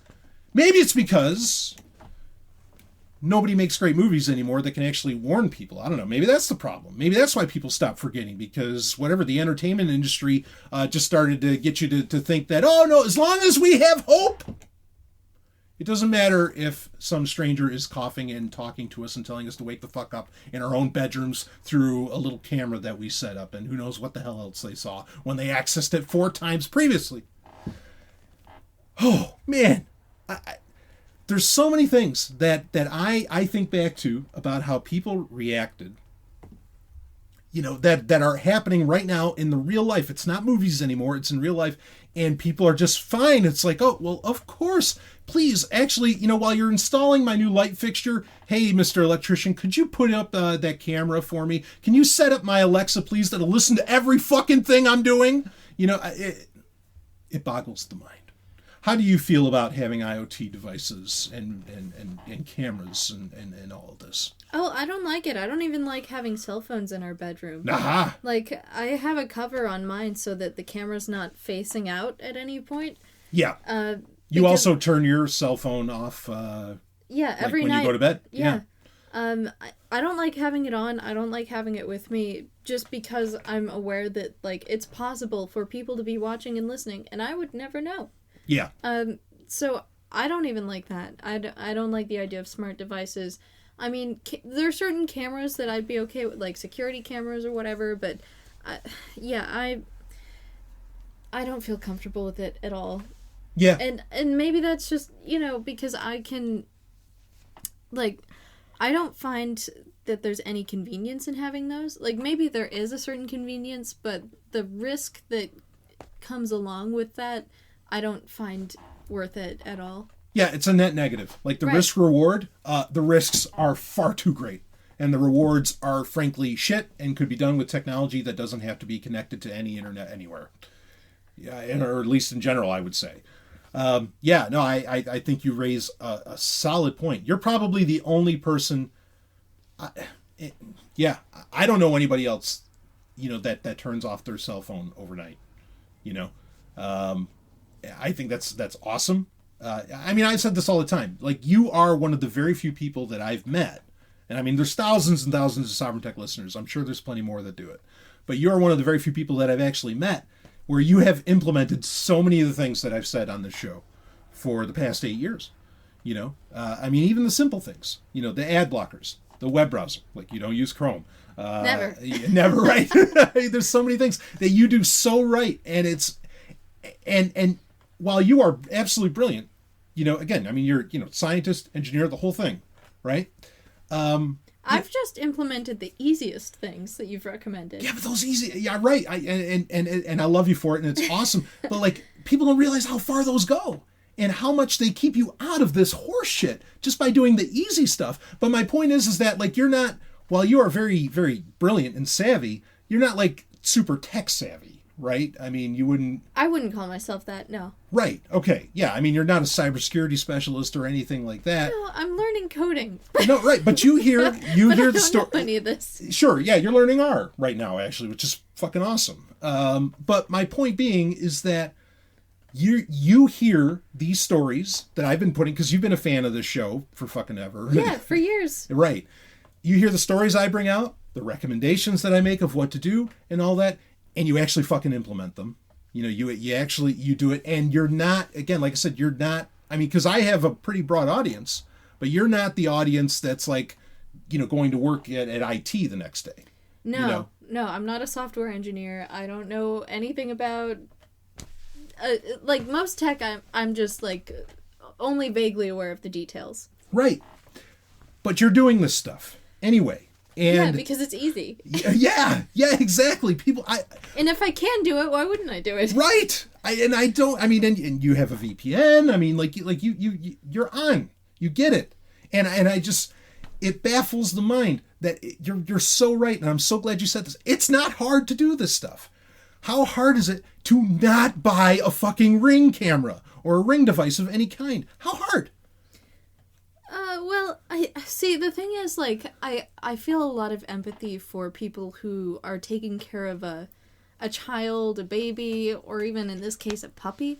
Like, if there's a small creature that you want to keep alive, mm-hmm. and you care about a lot, and you want to keep an eye on it, maybe for some people it's easier to trust a camera than it is to trust, like, a babysitter, for mm-hmm. example. because they can actually walk around inside your house and do other things. Yeah. Yeah, well, actually, there is... Oh, man. I'd have to look it up. I don't think or maybe I do have it. Let me see if I can punch this up fast. But there is a service out there now that it's like Airbnb, but basically you stay at this other person's house to like watch their animals. It's brilliant. It's a pet sitting service. Yeah. Yeah. Oh, holy fucking A. I just wanted to open up a Word doc, and Microsoft's Word's like, oh, we have all these. Start using Word. I guess you got updates. Look at all this crap. What? This is such shit. I normally open this in OpenOffice or in LibreOffice. Allow online file conversion? No. Open the fucking document. This is all live, folks. This is what? It won't let me open it. Okay, sorry, folks. Because of Microsoft, I can't. Because I'm not going to let them convert my shit. I can't tell you what the service is. But like, that's an interesting solution, to this. But I guess you could use the internet to find well-reviewed pet sitters or babysitters. Yeah, this is a very interesting service. I mean, I was blown away. I was like, wow, what a brilliant fucking idea, But anyway, besides that, yeah, I hear you. I understand what you're saying, that can be a much simpler way of doing things. I think there's so many other ways that could really be handled. In fact, a conversation we're not going to be able to get into is I did want to have a conversation around modern work. And in fact, Buckminster Fuller, Bertrand Russell had some very interesting things to say on this. Two people I know we're both big fans of, that we're not going to be able to get into. Maybe that'll make for a nice sequel episode. Maybe we'll have Ellen on next week to talk about that. Ooh, maybe. Yeah, because I mentioned that sleep schedule thing earlier. That's actually something from Buckminster Fuller as well, and I would love to get into that conversation too. But yeah, you bring up the risk reward. You bring up the idea that this stuff is a net negative. That point can't get driven home enough. And again, I would walk away from this story that when you go to buy something, again, especially like an internet-connected device, how can this be used against me? And if people just stopped and thought about that, well, I don't know if it would change anything. Maybe people would just go for the convenience and not give two shits, until they're frozen in bed because some asshat is talking to them over their fucking Ring camera. I don't know when they're going to learn their lesson. I don't know if these people learn the lesson. But at least consider it. Start getting it into your, because all this stuff, kind of like we were talking about earlier with porn, like changes, real change only happens, in the cultural mindset. It never happens through passing laws, through banning shit or anything like that. It all comes through, individual action. But anyway, we'll move on from that. Terrifying. Absolutely terrifying. Just crazy. So, all right, well, let's get into something that I did say I wanted to do. I think I want to get into it. We're going to get into a little movie review here. But before we do that, I want you to check out the number 27 talk show on the internet, or in the U.S. I don't know about on the internet. That's pretty bold. But Free Talk Live. freetalklive.com. That's the website to go to. It is an open phones call-in show where you can go and talk about this stuff if you want to. You can talk about anything. It's phenomenal. You and I, Ellen, we've both been hosts of Free Talk Live in the past. You had an amazing Friday night run that I considered must listen. In fact, when you go to freetalklive.com, you can find those episodes with Ellen on there, and she is just, I assure you, the juice is worth the squeeze on this, because you are going to hear absolute brilliance. You can find my episodes too that I used to do on Sunday nights. Did that for a couple of years. But anyway, great time to be had by all and very informative. And again, you can call in and interact. It runs 7 nights a week, 3 hours a night. freetalklive.com. I thank them for sponsoring Sovryn Tech. You got to check it out. freetalklive.com. Now, let's get into a little movie review. And the movie we'll review here, even though you and I mean, the amount of movies that the amount of stuff we've been catching is pretty insane. And well, there's a lot I haven't seen. yeah. So, I mean, you're getting a science fiction education, shall we say? I mean, even though you already had a great Am I being too bold in saying that? I had a great foundation. Yeah, you had a great foundation. Oh, there's the pun. Oh, actually, boy, Asimov, it's unbelievable. Isaac Asimov would have been 100 years old this year on January 2nd. That is so remarkable. Yeah, what a loss to humanity. Yeah, and one of his best quotes, never let morality get in the way of doing what's right. And man, I live by that one. So, yeah, what a loss to humanity. And wow, we really could have used his common sense right now. In fact, you know what? I just picked up, what is it? Oh my gosh, this is such a great book. Oh, it's tremendous. I've been reading it because Brian's planning on getting it scanned, but I want to read the paper copy before it's totally destroyed. Yeah, so it's Isaac Asimov's Treasury of Humor, and it's brilliant. Oh, he has such a great theory on humor, and he gives some really wonderful explanation. Or I mean, like, not just explanation, but he'll tell jokes and then he'll explain why he thinks it's funny.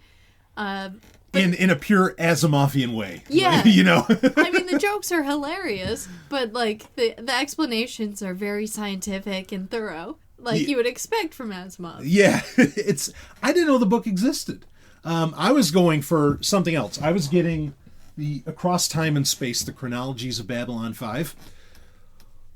Dynamite. I was going for that, but they gave you like 10% off or whatever if you bought like 3 books from them. Oh, you couldn't pass up the deal. Yeah, and I was like, okay, well, and I'm going through and I'm like, all right, these are too many books. I don't know. And so I just started typing in the usual names like Asimov, Ellison, or whatever, and something that might have been interesting. And I saw that by Asimov, and I didn't even know that thing fucking existed. And I thought I already had every Asimov book. Like, literally, I thought I already had every Asimov book. I don't know if it's possible to own every Asimov work, because he's been writing ever since he was a teenager. Oh, yeah. He's written, like, hundreds of books and articles and short stories. There's got to be more than any person could read. Put a little tech spin on this. Even though Asimov's already just one of the most brilliant people we've ever had, I think, as far as humanity goes, and certainly a brilliant technologist as much as anything else. But I find it hilarious that so something I've noticed, like I'm on Twitter, okay? I'd rather not be, and especially like right now, it's so insane because Twitter is basically letting a terrorist run roughshod and threatening Iran right and left. The terrorist's name is Donald Trump or something like that. But anyway, sorry. Big Orange. Yeah, Big Orange. He's basically saying, yeah, we're aiming at 52 sites and we're gonna take those out fast and hard. And it's like, wow, if anybody else said that, Twitter would shut down that account in no time. And I think there's a fair argument to be made that Twitter is frankly complicit in war and war crimes. But we're getting way out of left field here. What does this have to do with Asimov? Right. So Asimov can write about so many different subjects: humor, math, the Bible, food, and then write the greatest science fiction books of all time. And real science. And write books on very real science about black holes and all these other things, okay? Just go down the list of what this guy, he can write about all this stuff. Everything sells gangbusters or whatever. But you know what? If you're on Twitter, and if you don't talk about exactly what you are perceived to be a specialist in, well, the followers, they're just gone right and left, and you get people complaining. It's like, well, shut up about this. You should be talking about this and all this stuff. And it's like, we're not allowed to be polymaths like Asimov was anymore. Like, no, you get no... And it's I was really honored, Ellen, actually, by what you said at the top of the show. And I that means a lot to me, how you're saying like that I have such diverse interests and all this stuff. Oh, I'm still learning all the time about these weird things that you're into that you know about that I never would have guessed. Oh yeah, like you found out about my little passion for vampires the other day, didn't you? Yeah. There's just like wells of knowledge that you have stored away that like I'm slowly digging through over time. Yeah.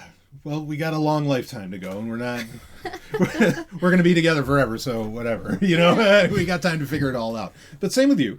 But my point is that it feels like the internet does not like you being interested in more than one thing. The internet hates it.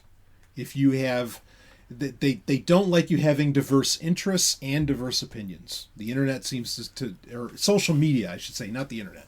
Social media stands in very much in contrast and like actually actively gives you signals that you should not have diverse interests or opinions.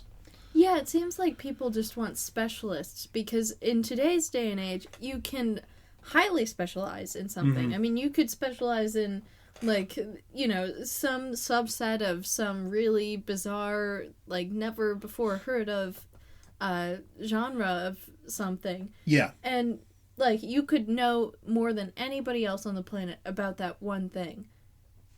Right. And that's what you're allowed to talk about. Yeah. Yeah, and they don't want you to talk about anything else. Like, don't go there. And if you do and you have some kind of, like, opinion that goes against what they're saying, then they stop supporting your work that is, you know, was important to them at one point. But just because you hold some other opinion in some other area, now you're anathema, you know? And that's so crazy that we don't... people are looking at people as if they're one-dimensional. And they Sure. only have one specialty, and like they're not this like diverse universe of opinions and experiences and thoughts. Right. Well, for example, David Brin. I love David Brin. Love the guy. I think he writes the Uplift books. So many, I mean, even actually Kevin Costner, a film we'll get to at some point, The Postman. I mean, like, he's written tremendous stuff. I think a lot of what he theorizes and has laid out and predicted as far as space exploration go, a lot of this stuff is dynamite. It's wonderful. I think he's a great guy. I'd love to sit down and talk with him. I buy him a coffee. Whatever. He's quasi-libertarian. I mean, like, I dig so much. But then at the same time, he thinks that a surveillance society is a good thing. Weird. Well, I mean, he wants surveillance everywhere and not just on... he doesn't think the government should just have control of it. He wants it all over the place. I completely disagree with him. Why? Because we know, like we were just talking about, how people react when that comes up, right? What do? They freeze in bed, you know, when it ends up in the wrong place. But what? So now I'm just going to, like, attack David Brin. I'm just going to, like, stop following the guy and stop paying attention to his Twitter account or stop reading his books or something. Why? Because there's one thing that we just don't agree upon? This is a big problem. A big problem with social media. It's creating, it's worse than, I mean, it's, I guess, somewhat symptomatic of fascists. It's creating zealots, and that's terrifying. It's creating people that, like, become so set in whatever. Anyway, not good. But that's not really what we're here to talk about. We're here to do a fucking movie review. But I'm annoyed by it because I notice I'm losing. I mean, I don't really care if I lose Twitter followers, but, you know, I'm losing Twitter followers right and left, and I'm not sure what the fuck I'm saying. And no one's willing to come out and say, hey, I disagree with you, so I'm not going to follow you anymore. It's just like unfollow, and everything just feels cheap.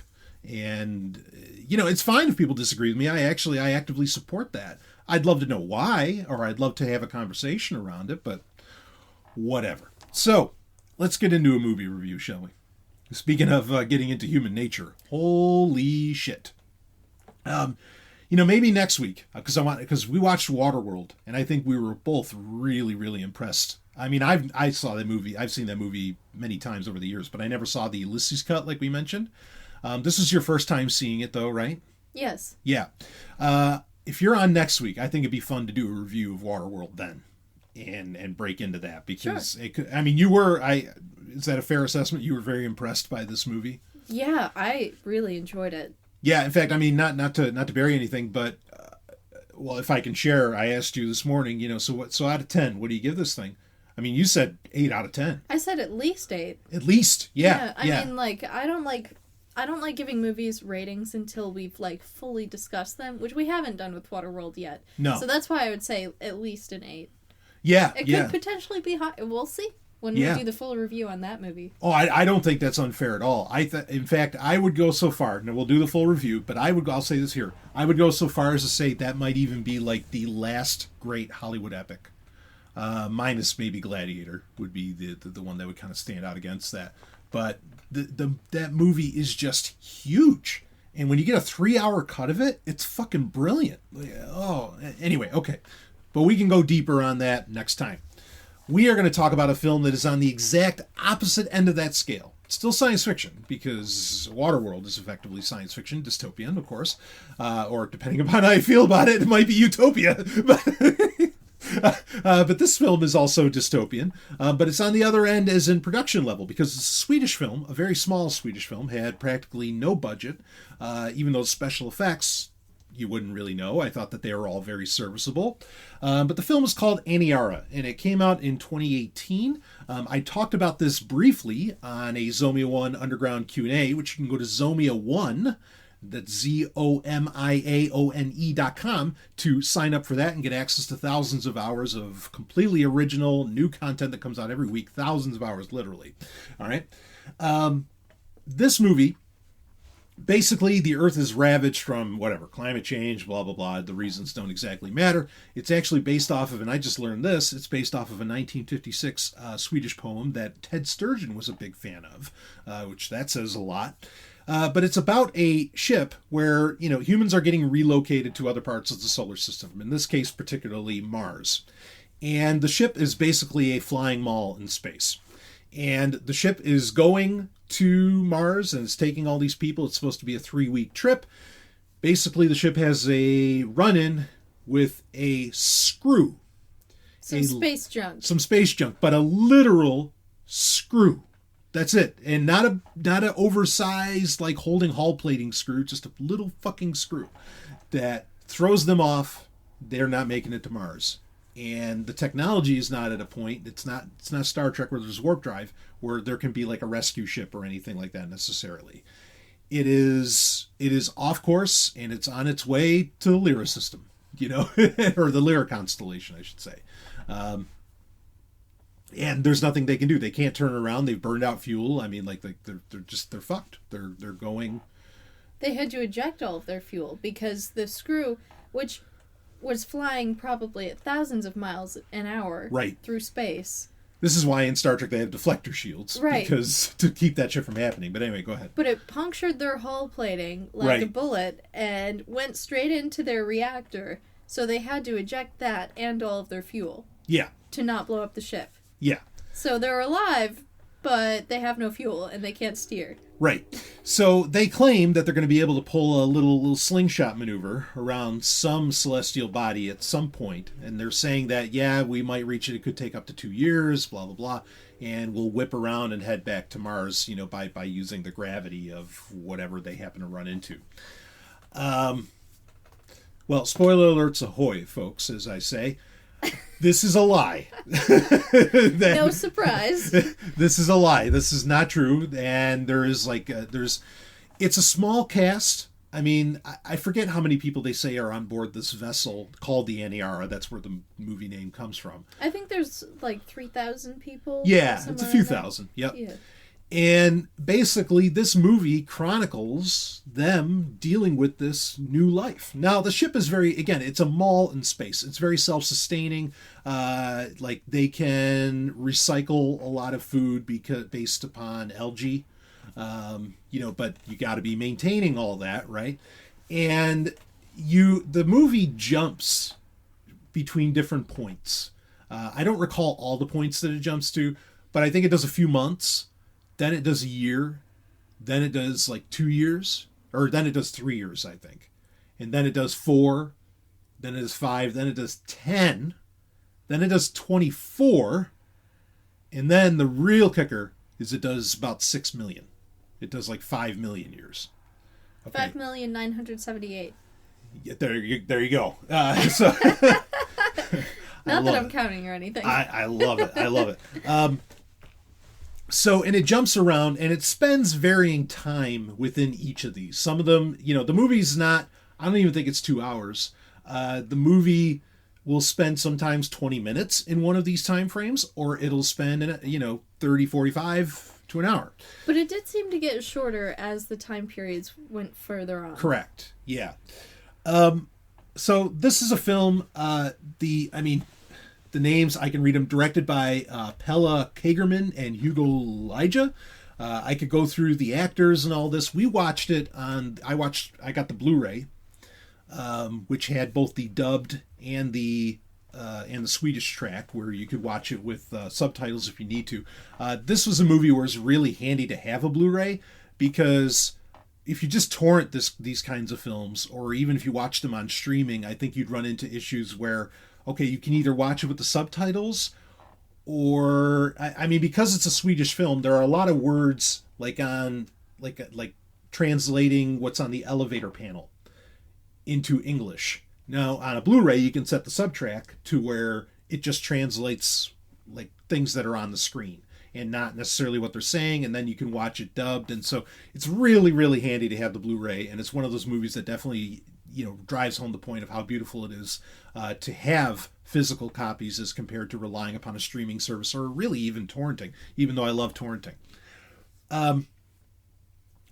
Let's, before we get into the overall story and what happens, I guess let's just hit it.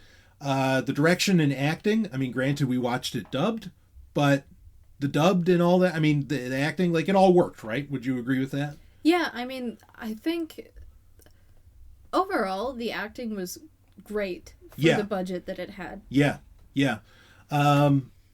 So no complaints there on production. I can't think of a single production issue. I thought even the filming, like the picture quality was great.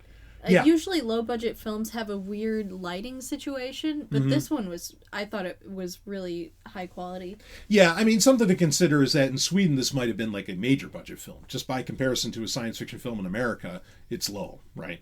But regardless, there's no production issue. The effects, what few effects you get of outer space and all this other stuff, I thought were perfect. No complaints on that end of things. An interesting standout, something I like to talk about with every movie that I review, is the music. This movie has practically none, and I think that's on purpose. And in fact, it created a very weird viewing experience for me. And I don't know, you can tell me if you notice this as well. Like, basically, I mean, these people are dealing with, okay, we're never going to see any other humans. We're probably not going to see any humans. We're stuck out in outer space. This is a tragedy, right? Yeah. And I think it's a matter of time. And like when we get into year 4 and 5 and so on, like cults start showing up and everything. We'll talk more about that. But the whole time I'm watching this movie, I am just waiting for like somebody to go on a murder spree, and like or like somebody. I don't know. I'm just expecting like some gory bit of business to occur. Yeah, I thought someone was going to snap too.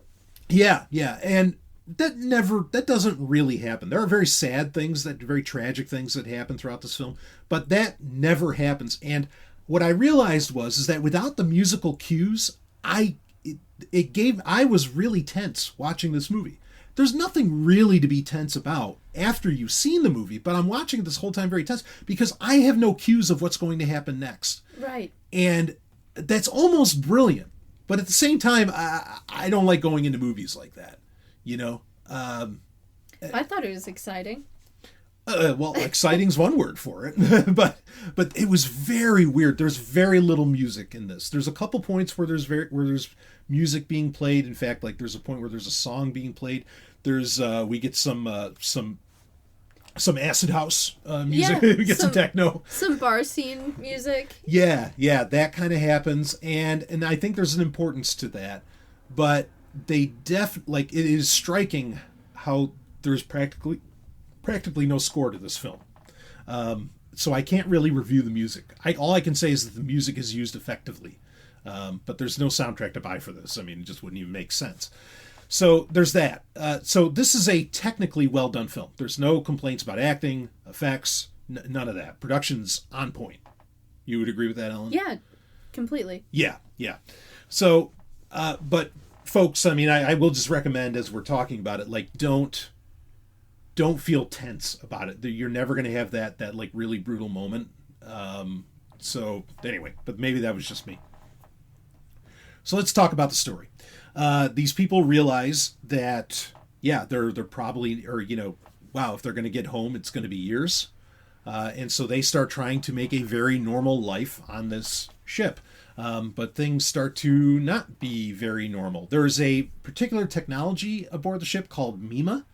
And the main character is basically the person that operates, is the woman that operates this Mima technology. And she's called Mima Robe.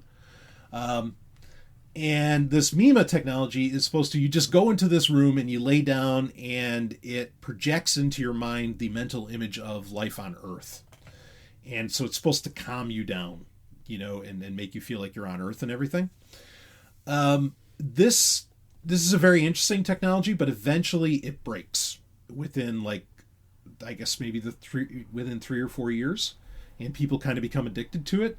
And when it breaks, basically there was the last string of remembering Earth or what life was like, say, on a planet or something like that. And then the crew is very, very much affected by this. And when this happens, they start to fall to their, what some would argue would be their baser natures, their baser instincts. Cults start to form up. And well, you end up with a fertility cult, actually, at one point in this film. And you get a full orgy in this thing. Now, I mean, how did you feel about, do you have any comments you want to make about Mima in general, or the formation of the cults on this own? Yeah, I think the cult is really actually a minor point in the film. Yeah. Mima is the much more significant, well, it's not just a technology, it's also symbolic, because when you say Mima projects images of life on Earth, I mean, I think that's really underselling it. Mima was, you get to see what people are seeing when they enter into Mima. Yeah. And it's the most gorgeous, heaven on earth, Garden of Eden that you can imagine. Yeah. People are walking barefoot through forests and, swimming in these beautiful lakes, and there's birds flying overhead, and it's a beautiful day. And, if you're on a starship, that has got to feel so refreshing. Yeah. And you really get to see that. Once people realize they're stuck in space, the lines for Mima are, going across the deck. Mm-hmm. People are, trying to bribe Mima Robe into letting them in, for longer periods of time. She has to get, extra help because so many people want to be in this thing. Yeah. So, Mima was really humanity, at least on that ship, humanity's final connection to nature. Yes. That's a huge point. Yes. Yeah, because they don't have any of that out in space. Right. All they have is algae and each right. other. But yeah, so much of, pretty much everything that humans are, we are because we evolved on this planet. Mm-hmm. And without that, what are we except a strange echo of what we used to be? Yeah. I mean, in our connection to nature, and I think part of where a lot of the sparse use of music, this is a movie that has a lot of messages. This is science fiction, in my opinion, of the highest order, where it is creating commentary on. The thing is this isn't just creating commentary on, America and the Trump administration or whatever, crap like that. This is making commentary on humanity and civilization as a whole. And what, how do power structures come into being? And I mean, I think this is this ship and because the captain of the ship, who ends up becoming a tyrant, and I mean, it really raises the question, okay, so this guy just happened to be the captain, and because he happened to be a captain who had a very singular duty, now suddenly he's in charge of all of these people, and who decided that? Nobody decided that. It's just because. But he certainly did enforce his rule. Yeah, but with absolute violence, beating the shit out of people that didn't comply, and yeah, it was really, really brutal. But it is civilization in microcosm, this whole film, and it does such a brilliant job of raising so many of these questions about where does religion come from, why does religion persist, and it basically insults all of them, because it's a very morose story. Go ahead. Yeah, and also the importance of nature to humans. Not just for food or shelter or things like that, but also in a more philosophical aspect. Yeah, because one thing that I feel like you kind of notice is the art, the creativity dies once Mima goes away. Like once that connection to nature is gone, the art goes away, and of course that's when everybody, frankly, I say, starts going nuts. You know, and that's when these cults start to come up. I mean, oh yeah, and I mean, I could see where there's a theme that, you know, once that you become like obsessed with sensuality, once you lose like these higher orders of art and connection with nature. I mean, that's kind of a weird thing. I mean, again, the orgy scene in it, it's not like that big of a deal. And I agree with you on that, Ellen. And like, there were other cults too. Like yes. there were star worship cults. They were like trying to bring the light closer to basically them. neo-pagans. Yeah. And there were like other weird ones, like those blind people going through on the hotel cart. That was kind of weird. Yeah. Or on the luggage cart. People adapting to the darkness. Like that was really strange. Yeah. Now there's a point, and I think this is in year 5. There's a point where they encounter something else out there. Like their sensors pick up another craft of some kind. And the craft is, they're claiming, the captain and the crew are claiming that, oh, this is a rescue vessel of some kind. And they don't know what it is. Like, they're like, well, maybe it's this, maybe it's not, we don't know. They end up picking it up. The captain uses this as basically a way to keep morale up on the ship. But he's doing, and also to establish, keep his authority established. So it's not like it's a benevolent act on his part at all. Oh, clearly not. He's lying to everyone about what it is. Yeah. And they get it, they capture it, and they claim they're going to try and take the fuel out of it so that they can turn around and get back to Mars. But once they get it, they can't figure out what the fuck to do with it. They're analyzing it. It's technology. It's even elements that they've never seen before. Right. They have no idea what it really is. And there's a woman on board who is an astronomer, and she's a friend of the Mima Robe, and she basically throughout the whole movie, for as long as she's alive, calls bullshit on everything that's going on. She's like, no, actually, I know I'm an astronomer. There is no star that we can turn around on. And just like she starts ripping on, it's like, you don't know what you're doing with this thing. We have no idea that there's fuel in there. You're lying, blah, blah, blah. And that ultimately ends with the captain killing her. Because, that's the thing. If you speak truth to power, well, the power's going to end up killing you.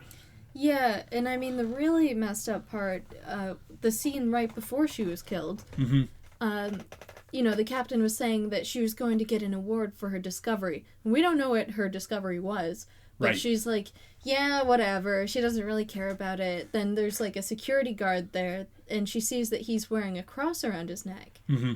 And she grabs onto this, and she's like, what is this? You think this probe has anything to do with us?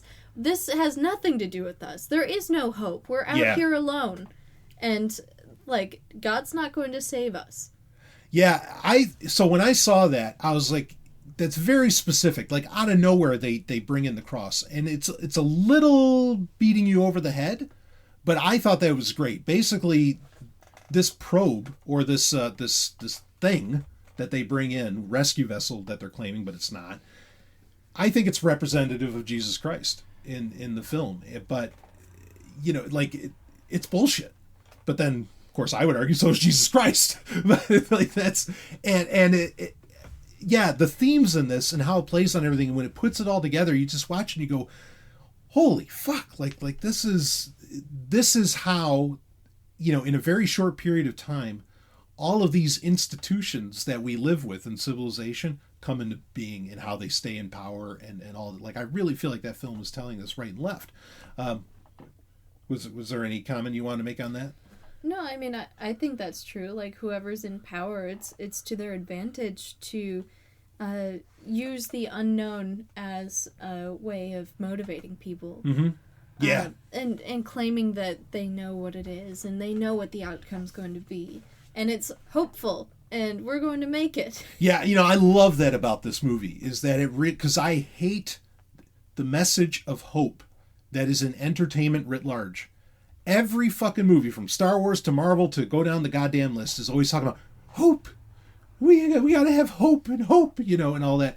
And hope's just Nietzsche even said this. Nietzsche hated hope, the idea of hope. He says, no, it's a tool that's used to just like, it's this intangible that gets used by authorities to make you think that like things can get better without you actually doing anything. It's such a weird, and this movie just drives that on. Like, this guy constantly tries to create scenarios that just give hope, and that way people just stay placid and happy and don't question what's really going on, kind of like the astronomer did. It's brilliant in how it lays all of this out. It really, really is. Yeah, and there's also a clear message that people stay in power through force. Yeah. That was really driven home in one of the earlier scenes in the movie, actually, where Mimuro is running from security guards because, well, she's being punished because Mima actually, like, committed suicide. The machine intelligence died. Yeah, it killed itself because it could see everybody's thoughts, and it was filled with so much despair that it just offed itself. Yeah. So she's being blamed for this, and somebody has to be punished because the whole ship is mourning the loss of Mima. Mm-hmm. So she's going to be made an example of. And she's running down the hallways and trying to get away, and there are security cameras on every level in these hallways. So she can't get away anyway. But at one point, she's running down a hallway, and she stops at a window and looks outside and just sees space and all these stars. And she just stands there, and, like, the security guards catch her and carry her away, and she doesn't fight them at all. Right. Because she's realized, where am I going to go? Yeah. Yeah, exactly. Where can you go? Yeah. Yeah, that's a really powerful point. I mean, and again, it's Earth antecedent, or it's parallel, I should say. It's Earth parallel it does make you wonder, like, where can you go when, especially like in a surveillance society, right? Like, if the cameras are everywhere, where can I go? But then also, where can, ultimately, if there's government everywhere, if there's authority everywhere, where can I run to? And yeah, again, the messages in this are unbelievable. It's so powerful. Things start to really take a downward spiral. There's other events that happen. We don't have to necessarily get into those. But things really, you say when it gets to year 10, is that when things just start to like really fall apart? Yeah, it's kind of sad to see what happens at that point. Yeah, and even the captain, who seemed to be very happy and in charge and everything at this point, like, you see his wrists, like, it looks like he tried to slit his wrists and everything. It's really, really bad. Yeah, only a few people are left on the ship. Like, yeah. It's really like an empty shell of what it used to be. Yeah, and it's hilarious because, like, you have the DJ who... He's playing music at this awards ceremony. Yeah. Trying to get the energy up, and, like, and people are just sitting there. Yeah. Just listless. They're just like, yeah. And it's so funny because... And I think this is kind of speaking against, like, really VR. The Mimorobe, she creates this beam that can project, like, a picture of nature on each side of the ship. That way you're not looking out into space. You're looking at, like, a waterfall coming down or, something like this. And the astronomer, earlier, when she has this idea, before the astronomer gets killed, basically says, it's like, wow, you're making a simulation of the simulation. Mima being the simulation of nature, and then the beam being a simulation of what Mima was doing. It's just like, how crazy. And it's like, yeah, right?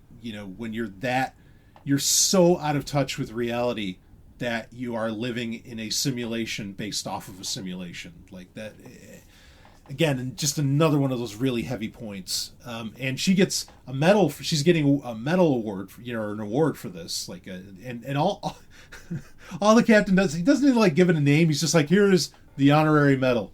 Yeah, and she's shuffling around like she's in pain and depressed. Like, she doesn't even care. Yeah, and I feel like a lot of these honorary medals really just speak to, like, how in society we do so much for titles that really mean nothing. We're no better than the next person, Does it really make you happy to get that medal? Right. Right. Yeah, Yeah. I don't think so. No, it's crazy. So I thought that was a really impressive point to hit home as well. Well, anyway, fast forwards at this point to year 24. And when we get there, you basically have, I mean, the ship's still going because, inertia, it'll go on forever. And at this point, you have, like, people just kind of huddled. Like, there's maybe one light still kind of going. And somebody's talking about, the power of sunlight on Earth and everything. But everybody's just sitting there, like... They're talking about feeling light on their skin as if it's a myth. Right. Or, like, some sort of fable. Yeah, and they're just huddled like they're, I don't know, people just sitting in a cave listening to these, like you said, like a myth or something, which is very interesting. I'm still thinking about that scene a lot. There's so much to think about with this film. I mean, really. I'll tell you, though, like, this doesn't have a happy ending. We'll get that right out of the way. It has a very interesting ending. It has an interesting ending, but it's not a happy ending. This is a movie that you're going to walk away from, and I think you'll feel probably pretty depressed. And again, it is very enlightening, though, at what it says, I think, about civilization. Like, somebody who probably would have loved this movie if he were alive and, like, understood what movies more were. Like Ralph Borsatti, I think, would have loved this movie. Maybe Upton Sinclair would have enjoyed the fuck out of this movie. But anyway, yeah, and so, like, these are people that have just given up and are, like, just living off of myths, more or less, or what they perceive to be myths. Yeah, they're too afraid to die. Yeah, and they're just sitting there. And after year 24, that's when you end up in the year 5,978,000. Yeah, there you go. That's when you end up there. And amazingly, when you see this, you get the interior of the Aniara, of the ship. You see, like, a human jawbone kind of flying around. And... like, nothing, it appears nothing's alive. No, the ship is it's like trashed. Yeah, yeah. It just looks like it's been through all sorts of hell. Right.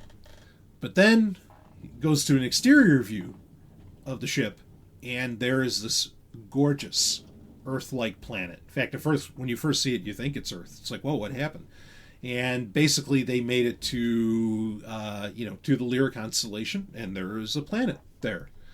That's basically, Earth when it was beautiful, right? Yeah, and the implication is that there's an intelligent species on that planet, and they're going to find this ship, because that, when it jumps forward, like, each time it jumps forward, it gives sort of like a chapter title, and that one was called The Sarcophagus. Right. So, supposedly, somebody's going to find this ship, the sarcophagus, and study it and find out what happened to these people. And it'll be like a warning to them. Yeah, and I think it was heavily implied in that all you see of the people is a jawbone, because when we do archaeology on Earth, that's usually all we find. Like of different, or of, like, really ancient humans, is like jawbones and teeth, and then we decide, oh shit, actually this isn't even a Homo sapien, this is Homo whatever, the one that begins with an N, I can't remember it, but yeah, so, or these are Denisovans, whatever. So yeah, that's a very, very interesting ending, but again, it's not a hopeful one, or, well, thankfully, but it's not a happy one, it's not, at all. But I think, and yeah, hopefully it's a lesson on what not to do. Right, because the whole reason that humans left Earth in the first place was because they destroyed it. Right. And let's be clear here. Like, again, this is based off of, before somebody says, oh, this is being used for predictive programming and to, like, it's a sly way of getting people into climate change and all this crap. Not to say that science fiction hasn't done that before, but this is based off of a poem from 1956. The idea of humans ravaging the Earth, the reasons aren't important, because it's happening. Like, it was happening in 56. I mean, long before the term climate change or even global warming was even, a gleam in anybody's eye. So, let's take it easy on that. But, I mean, the warning of us destroying ourselves is as fitting in a Terminator movie as it is in this. And destroying our connection with nature overall. Yeah, I think this is I'll just say it here. I thought this is an amazing film. it's a rare film that I took sight unseen. I mean, I read like a weird review for it, and it was a weird review that I don't recommend anybody read. But, I read this review and I was like, oh, wow, that sounds like a really interesting film. And so, regardless of whatever this person's saying about it. And so I ended up, just kind of picking it up sight unseen. And then, one night, actually it was New Year's or New Year's Eve. And yeah, we watched it on New it's like, Year's well, we Eve. got to stay up till midnight. Yeah, let's pop in a movie, to keep us awake. And it's like, how about this Aniara one? I just picked this one up. And we watched it, had no real idea of what was really going to happen, and just I don't want to say pleasantly surprised. I mean, because it's not a pleasant film, but surprised at how damn good this movie was. I really liked it. I thought it was solid science fiction, too. Yeah, right. Yeah, I mean, this is high-level science fiction. This is what it's all about. I was so impressed by this movie. And we don't get a lot of science fiction like this anymore, if ever. No, I don't think there are any explosions in this one. No, no real, it's not an action movie whatsoever. I mean, nothing like that. There's only one murder, and it's not bloody. Right. Yeah, so it's amazing what's not in the film, but then it's still so great.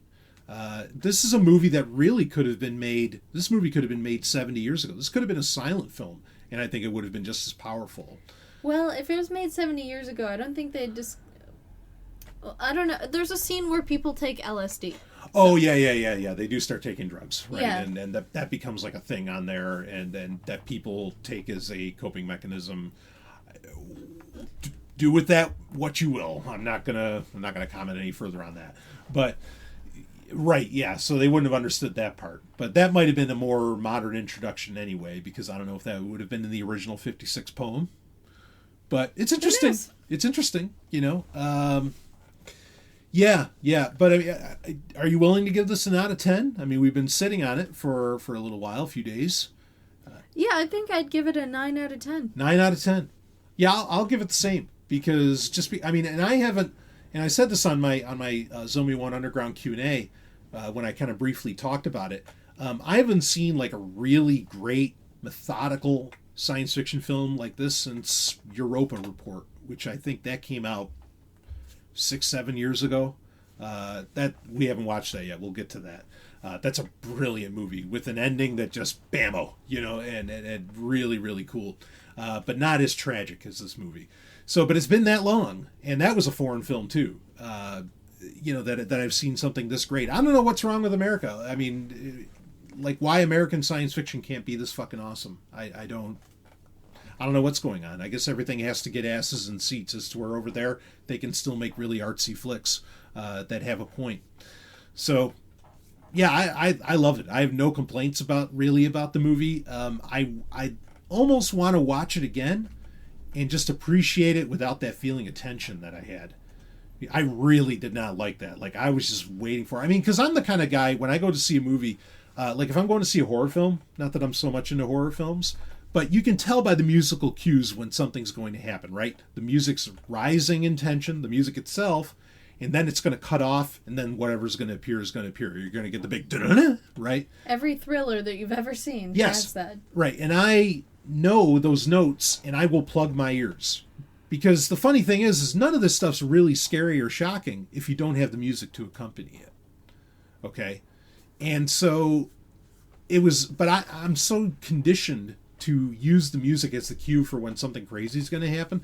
Again, I watched this movie with just a shit ton of tension, and I'd like to watch it without that, now that I know there's nothing nuts or nothing grotesque necessarily that's going to happen. See, I kind of liked that feeling. It was like keeping me on the edge of my seat the entire time. Yeah. I didn't find it scary. I found it thrilling and exciting. And it made me feel like I have to pay more attention to what's happening because I don't have those musical cues. Yeah. You're more of a thrill seeker than I. At least to a little bit, I guess. I mean, well, that's a bold statement. Well, in this sense, I think you were.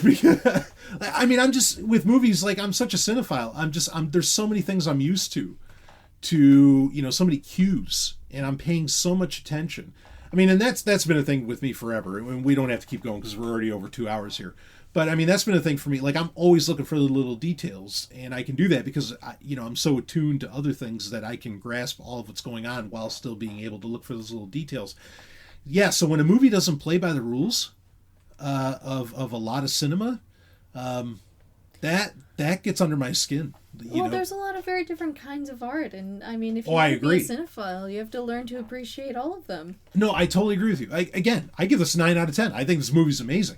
I'm just saying that I would have loved it if I just had known that no, there wasn't going to be any like mass murder scene or something like that was going to occur, and then I wouldn't have had that tension at all. Because like I said, I was just waiting for that hook, for that moment to occur. That thrill moment that just doesn't happen in it. But I give it credit for it not doing that at all. And I don't know if anybody else had that experience watching it. But so the ship that they're on is so big. Yeah. And the life that they're living is so sinister. I wouldn't be surprised if somewhere else on the ship something like that did happen. Oh, I'm sure it was. I mean, it kind of had to, because the scope of what was being shown on the screen was pretty narrow. Yeah, compared to the entirety of the ship. Well, that's why I was kind of waiting for it, because it only made sense that would happen. But they just never. If it did happen, it's never put into the narrative, and it's not directly anyway, and it's never seen. But it would just make sense that sort of thing would happen. Like, there is that weird moment where that cult, again, like, there's people chained to the front and they are dragging, one of those luggage carts. Okay. They're like dogs, but they're people. There's no animals on the ship, which is a problem as well. But they're like kind of pulling it, and the people on it just look kind of nuts, that are actually like riding the luggage cart. Yeah, there was no further explanation of that. You just see the scene. No, it's like 10 seconds. What? Yeah, they just put it in. And it's like really far down the hallway. Yeah, so it makes you wonder, like, what happens really far down the hallway? Right. That's what I'm saying. And I figured, like, okay, here it is. Here's the fucking gang that's like gonna ritualistically kill people or something like that. I thought maybe it was gonna happen during the sex cult scene. I wasn't sure. Oh, I know. Yeah, like, same here. Because they're holding mirrors, and I thought like they were gonna break the mirror and just start like stabbing people with shards of mirror or something, But no, it's just a straight orgy scene. I mean, and you see, I mean, that it's a foreign film, so they don't mind showing, guy parts and gal parts. So you see dicks, but I mean, it's, Yeah, and actually I was surprised, like, the main relationship in the movie is a lesbian relationship. That was nice. That was a nice touch. It was different. It felt genuine, too. It wasn't, like, made for men, sort of like, oh, look at these two women making out. It was like an actual relationship between two women. Let's bring that up quick, because I also appreciated this, and you mentioned it as well while we were watching it. The bulk of the actors, they're just normal people. There's I understand that in any film production, any video production, that makeup is used, okay, just to allow for the lighting to work properly. But there is no makeup used here to ingratiate or to, there's no beautifying makeup. How about that? Like, in American films, people wear like a ridiculous amount of makeup, and people are made to look like beyond human, like supermodels, like Barbie dolls. Like, it's not a realistic amount of makeup. Yeah. These people look way better than the people that you see out in your grocery store, coffee shop, whatever. Yep, the impossible beauty standards. Exactly. Yes. But in Aniara, the people looked normal. Yeah, they looked like regular, everyday people. Yeah, I mean, everybody looked I mean, there was no conventionally, I mean, maybe there was conventionally good-looking people there, I don't know, but I'm just saying that, like, there wasn't this desire to bring in actors for good looks. Yeah, obviously. I mean, like, there were people of all shapes and sizes and colors and age. Yep. So, I love that. I mean, I thought that was so refreshing to see that. It was, yeah. Yeah, because in American cinema, and we know, and we've talked about this on Sovryn Tech many times over the years, literally there are CGI companies that just come in to get rid of the wrinkles on actors. Because actors can only be young and hot. Right. That's it. Right. And so it was so refreshing to see a movie where that wasn't almost the opposite. I mean, that was really something. So Aniara, 9 out of 10 film. Absolutely. This is great science fiction, and I mean that. If Isaac Asimov were still alive today, I think he would be cheering the fuck out of this movie. Oh, definitely. And I wish he was here, and he could have lived to 100. God damn it. Yeah, I think he would have really, really, really, really been clapping his hands at this one. Yeah, so anyway, I think we can wrap up this episode. Anything else you want to say on this, or we're good? No, I think we're good. Yeah. So check it out, Aniara, whatever way you can get it. I really recommend getting a home video release of this. You know, I don't know if whatever streaming services of yours would even have it. Probably not. Grab the Blu-ray, grab the DVD, whatever, if you can find it, because I think the presentation is well worthwhile. This is a film you want to watch in the highest order. So anyway, there we go. Let's wrap this one up. And, well, we got to have you on next week, Dylan. Yeah, I think please. that's what we I'd got love to do. to be on again. Because we had whole subjects. We want to talk about Buckminster Fuller, Bertrand Russell, sleep, work, all kinds of crazy. So excited. Yeah, there's so much stuff to talk about, and who knows what's going to happen in the tech world over the next week. We'll probably get into a little bit of news around that. So much to talk about, and I'd love to do that review of Waterworld with you. Anyway, what a film. So we'll wrap this one up, and we will see all of you on the other side. Woo.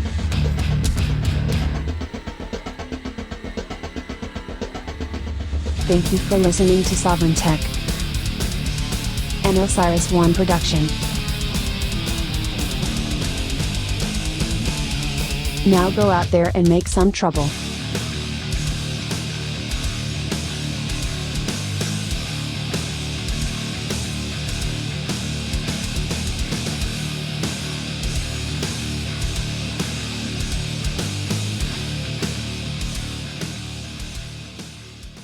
Test.